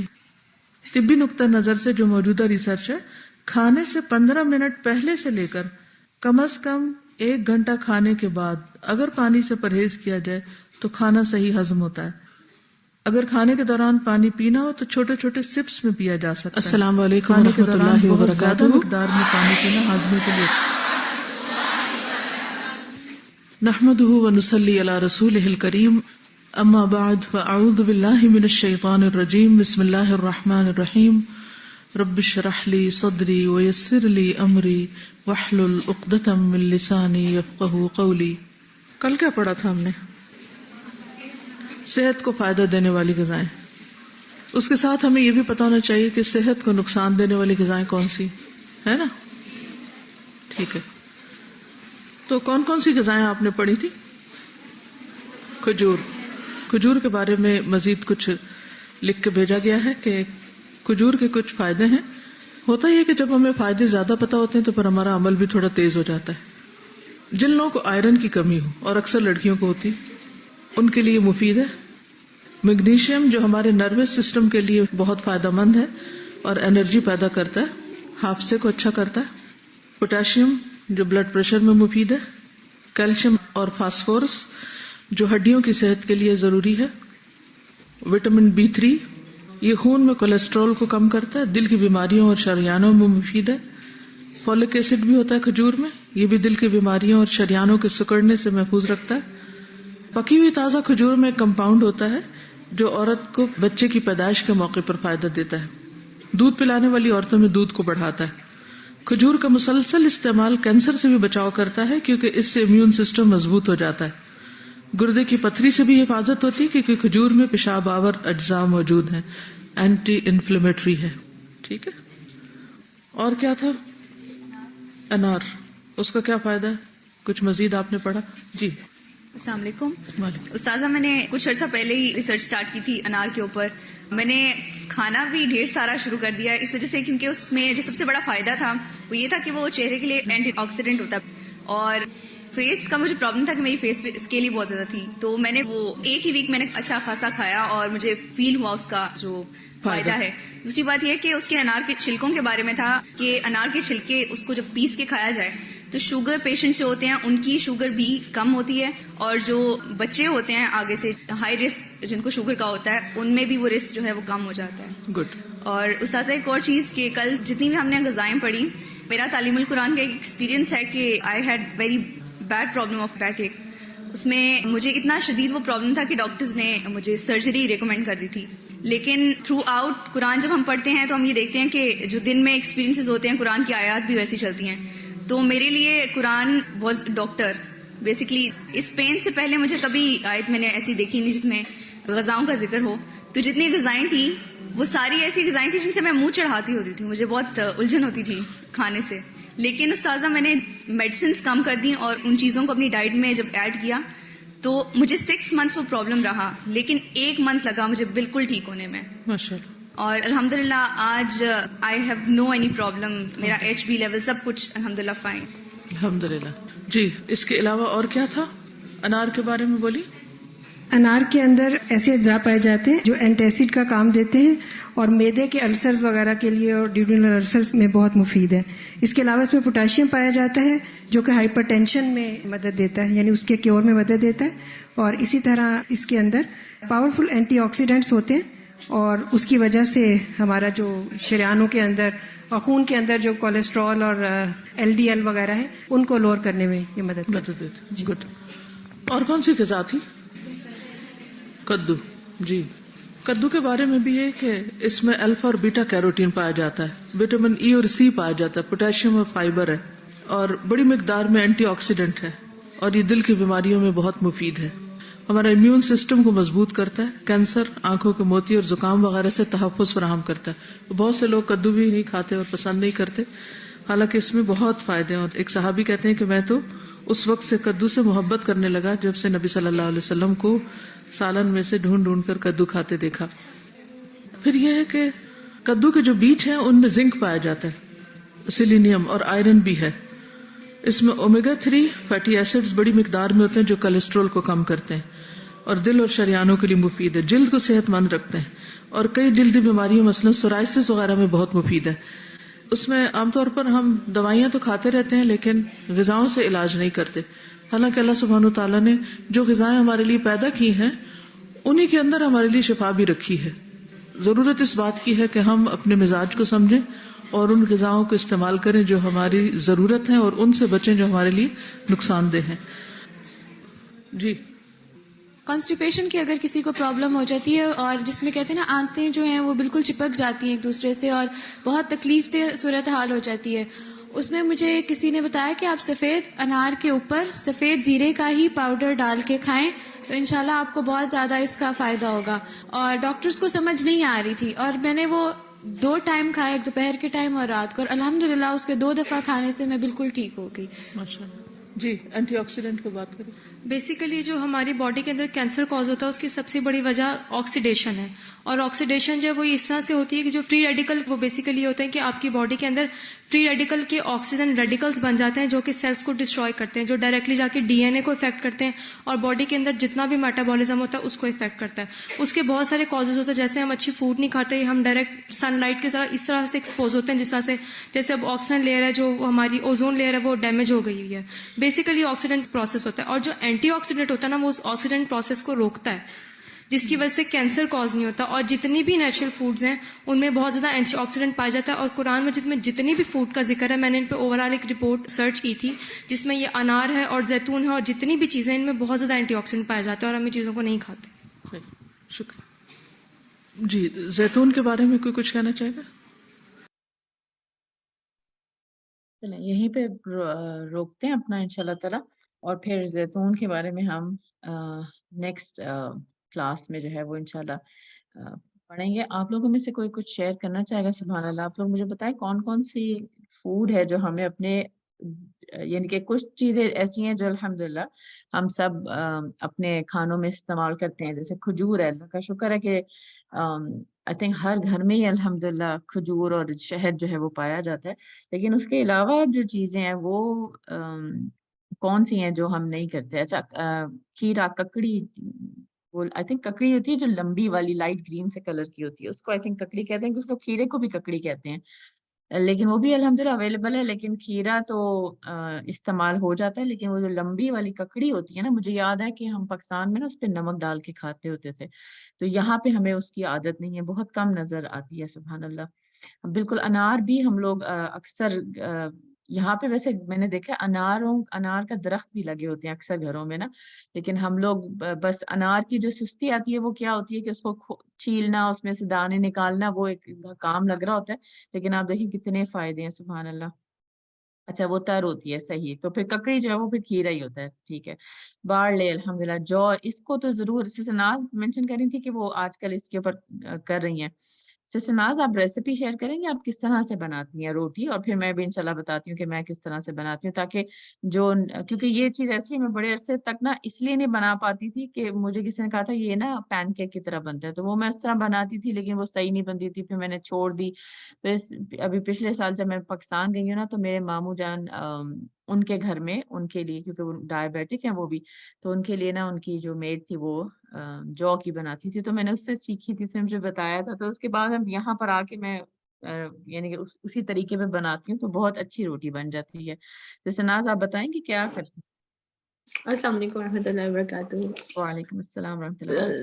سسٹر فاطمہ سیریسلی میں تو نا ہم لوگ جو ہمارے یونی فرینڈس ہیں ہم لوگ کا ایک گروپ تھا، تو کافی لاسٹ ایئر ہم لوگوں نے اس پہ بات کی تھی کہ ہم لوگوں کو نا جو کی روٹی کھانی چاہیے، کیونکہ نبی صلی اللہ علیہ وسلم نے کبھی گندم کی روٹی تو کھائی نہیں، تو ہم جو کیوں نہیں یوز کرتے اپنے اس میں. تو مجھے بالکل بھی نہیں پتا کہ کیسے بنتی ہے. میں نارمل آٹے کی طرح نا اس کا یہاں پہ آٹا میں نے ڈھونڈا بڑا، پہلے تو آٹا ہی نہیں مل رہا تھا جو کا، پھر وہ انڈین اسٹور پہ ایک پاکستانی اسٹور پہ ملا، تو میں نے اس کو ویسے ہی نارمل روٹی کی طرح ایک پہلی دفعہ گوندھا، لیکن وہ چپکتا بہت ہے. تو اس پہ یہ تھا کہ پھر تھوڑا سا آئل میں نے اس کو لگایا، لیکن یہ ہے کہ اس کی روٹی نا ویسے نہیں بنتی. ٹو بی آنیسٹ میری تو ایسی نہیں بنتی جیسی نارمل روٹی بنتی ہے، کیونکہ وہ کافی ٹیڑھی شکل کی بھی ہوتی ہے اور وہ اس کو تھوڑا سنبھالنا مجھے مشکل ہوتا ہے. تو آپ نے جب بولا تھا تو میں یہی سوچ رہی تھی کہ میں آپ سے پوچھوں گی کہ اس میں کوئی ٹپس دیجیے گا کہ اس کو ہم صحیح کیسے بنا سکتے ہیں. میرا بھی طریقہ یہی ہے، عام آٹے کی طرح اس کو گوندنا ہے، لیکن اس میں پانی تھوڑا لگتا ہے کیونکہ وہ زیادہ جلدی چپک جاتا ہے. اور میں اس کو نا اولیو آئل ساتھ رکھتی ہوں اور اپنے ہاتھوں کو اوپر مسلسل آئل لگاتی ہوں، جو پرات ہوتی ہے اس میں بھی آئل لگاتی جاتی ہوں، اس سے پھر وہ چپکتا نہیں ہے. اچھا ایک چیز میں نے نوٹ کیا ہے، جتنا زیادہ اس کو گوندیں گے نا اچھے سے ہتھیلیوں سے پام کے ساتھ، اتنا اچھا اس کا یعنی کہ پھر وہ اتنا کم ٹوٹتا ہے. نہیں ہوتا. لیکن میں وہ نے جب ایک چیز کی تھی بھر کہ جاتا نا ہے اس کو وہ چھوڑ دی تھی تھوڑی دیر کے لیے، جیسے کر کے چھوڑ دیا فور 10 منٹس، اور پھر دوبارہ سے جب اس کو گوندھا نا تو پھر وہ جیسے نارمل آٹے میں بھی ہوتا ہے کہ وہ اس کا لیس تھوڑا نرم ہو جاتا ہے. اچھا ہو گیا تھا، بیٹر ہو گیا تھا. ہاں کیونکہ وہ تھوڑا نرم ہو جاتا ہے نا، اور وہ اس کے جو ذرے یا دانے جو بھی آپ اس کو کہہ لیں وہ تھوڑے نرم ہو جاتے ہیں. اسی طرح جب اس کو بیلتی ہوں نا تو میں پہلے تھوڑا سا اولیو آئل نیچے لگا لیتی ہوں اور پھر اس کو پیڑا بنا کے اس کو آرام سے بیلن کے ساتھ کر کے وہ بنتی ہے. اس طرح سے پھولتی نہیں ہے لیکن نرم روٹی ہوتی ہے. ٹیسٹ میں بھی میں نے دیکھا کوئی بہت زیادہ فرق نہیں ہے کہ ہم کہیں ہم کھا نہیں سکتے. کچھ چیزیں ہوتی ہیں جو بہت ہی ڈفرینٹ ٹیسٹ کی ہوتی ہیں. تو یہ یعنی کہ اس کا اس طرح کا ٹیسٹ نہیں تھا کہ آپ نہ کھا لائٹ سکتے. آن اسٹمک بھی ہوتی ہے. مجھے تو بڑا ہاں بالکل مطلب ایک بہت اچھا فیل آتا ہے اب کھانے کے بعد، جیسے بہت پیٹ بھرا بھرا نہیں لگتا. بالکل بالکل. اور ایسا بھی نہیں ہوتا کہ آپ کہیں کہ آپ بالکل ہی خالی ہیں، یعنی کہ آپ کو فل بھی وہ کر دیتا ہے اور نہیں بھی کرتا، یعنی آپ کو ہیوینس نہیں آتا. ہیوینس نہیں ہلکا آتی، وہی سا جو اوپر آپ کو سے دوبارہ اگر پکاتے وقت بھی ہلکا سا اولیو آئل لگا لیں یا دیسی گھی تو اس سے بھی تھوڑی نرم رہتی ہے، ورنہ تھوڑی خشک رہتی ہے. تو الحمدللہ بہت اچھی چیز ہے. یعنی کہ جو ہم نارمل آٹا استعمال کرتے ہیں نا، کیونکہ یہاں پہ اس طرح سے فریش تو نہیں ملتا اور آج کل تو آٹے کی ویسے بھی بہت کمی ہے. تو آئی تھنک اس کو بہت کرنا چاہیے. میری ایک جاننے والی تھی بہت عرصے پہلے ان سے یعنی بات چیت تھی، وہ بہت ہیلدی فوڈ میں، اور اس وقت میرے بھی مجھے ان چیزوں کا نہیں پتا تھا نہ کبھی وہ تھا، لیکن مجھے یاد ہے بہت سال پہلے 8-10 سال پہلے اس نے مجھے بتایا تھا کہ اس نے آٹا جو مشین لی ہے جس میں وہ دانے ڈائریکٹ پیستی ہے، جیسے اگر گندم بھی ہے یا جو تو آپ کو پتا مل جاتا ہے نا، تو جو کو پیس کے گھر میں ہی وہ اسی چیز سے وہ بناتی ہے. تو ہم لوگ جو انڈین شاپ سے یا پاکستانی شاپ سے جو لیتے ہیں وہ اس پہ بھی دل 100% مطمئن تو نہیں ہوتا، کیونکہ وہ بھی obviously انہوں نے پاؤڈر بنایا ہوتا ہے تو وہ چیز اس طرح سے نہیں ہے، لیکن still something is better than nothing. لیکن اگر کسی کے پاس موقع ہو یا اگر کوئی کر سکے، یا اگر آپ لوگوں کو پتا ہو کہ کہیں سے ہم یعنی کہ کوئی ایسی مشین ہو جو ہم کچن میں رکھ سکیں اور وہ اسی وقت ہمارے لیے دانے پیس دے اور ہم اس فریش آٹے کا بنائے، لائک وہ تو پھر سب سے زیادہ امیزنگ چیز ہو جائے گی نا. اور پھر آہستہ آہستہ اگر بچوں کو بھی عادت ڈال دیں، سبحان اللہ. اور آپ دیکھیں سسٹر سبھین بھی کہتی ہیں ہماری کتنی ساری چیزیں ہوتی ہیں جس میں ہمارے میدا استعمال ہوتا ہے. اکثر لوگ تو نہاری بھی بناتے ہیں اس میں بھی آٹے کی جگہ میدا ڈالتے ہیں اس کو گاڑھا کرنے کے لیے.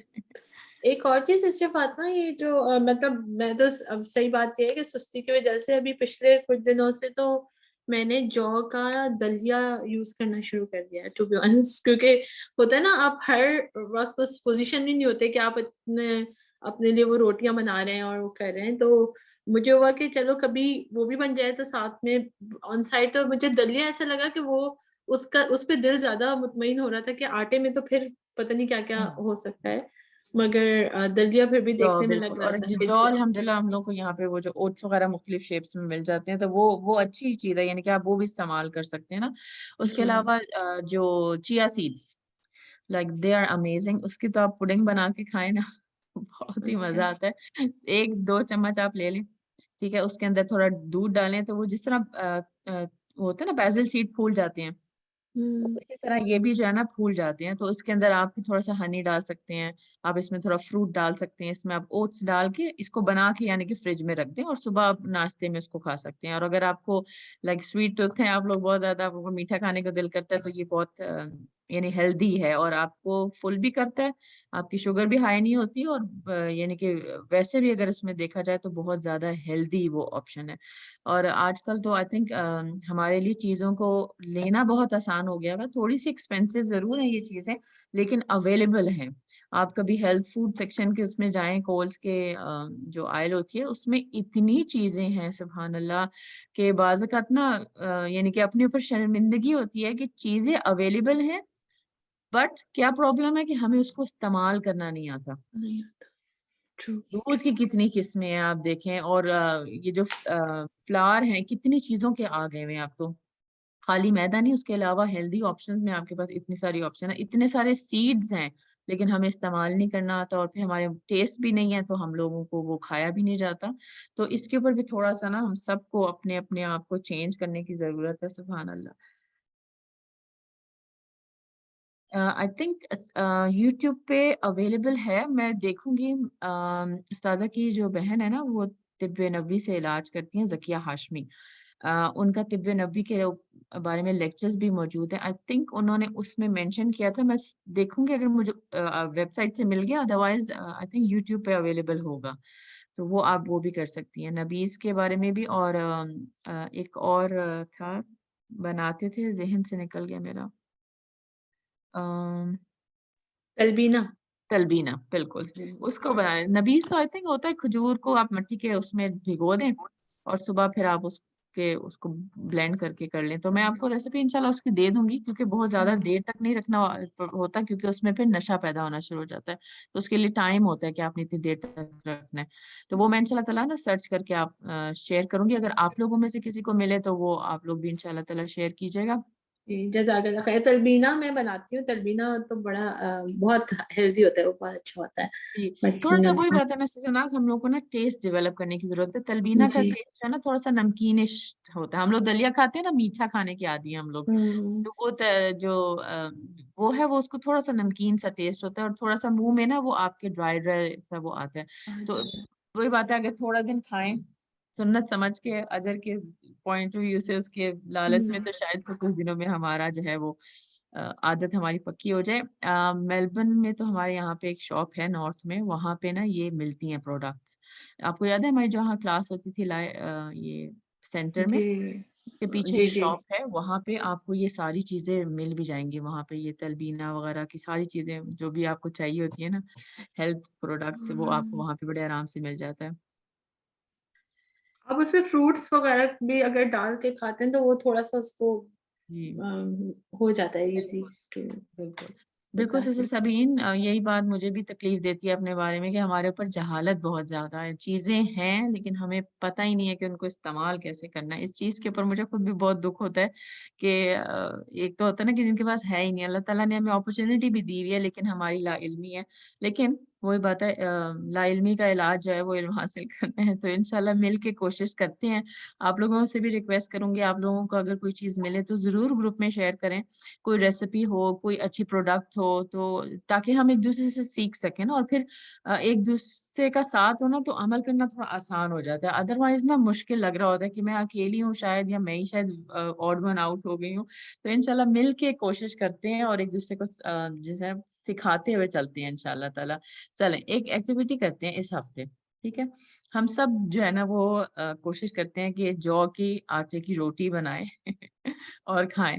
اب سب نے اپنی اپنی روٹی بنانی ہے اور پکچر شیئر کرنی ہے گروپ میں, ٹھیک ہے؟ سیٹرڈے از دا ڈیڈ لائن. جو کے آٹے کی آپ نے خریدنا ہے, اس کو گوندنا ہے اور پھر روٹی بنا کے سالن کے ساتھ آپ نے گروپ میں شیئر کرنا ہے, ٹھیک ہے؟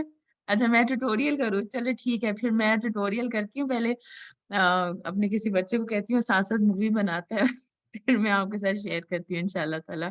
چلیں ڈن ہو گیا, ٹھیک ہے؟ سنڈے رکھتے ہیں. سنڈے تک میکسیمم سب نے جو کے آٹے کی روٹی بنانی ہے اور گروپ میں شیئر کرنی ہے سالن کے ساتھ بھی, تاکہ پتہ چلے آپ لوگ کیا کھاتے ہیں. سالن گھی والا ہے یا ہیلدی سالن ہے, سبزی وغیرہ. چلیے جزاکم اللہ خیر کثیرا. انشاءاللہ پھر آپ لوگوں سے منڈے کو ملاقات ہوگی. اپنا بہت خیال رکھیے گا اور اللہ تعالیٰ سے دعا کریں اپنے لیے بھی اور میرے لیے بھی, ہم سب کے لیے, کہ اللہ سبحانہ تعالیٰ ہمیں سنتوں پہ چلنے والا بنا دے. ہماری زندگی کو سنتوں سے بھر دے. ہمارا اٹھنا بیٹھنا سونا جاگنا چلنا پھرنا کھانا پینا باتیں کرنا ہر عمل جو ہے نا وہ سنت کے مطابق ہو. آمین. جزاکم اللہ خیر کثیرا. ربنا تقبل منا انک انت السمیع العلیم وتب علینا انک انت التواب الرحیم. سبحانک اللہم وبحمدک اشہد ان لا الہ الا انت استغفرک واتوب الیک. السلام علیکم ورحمۃ اللہ وبرکاتہ.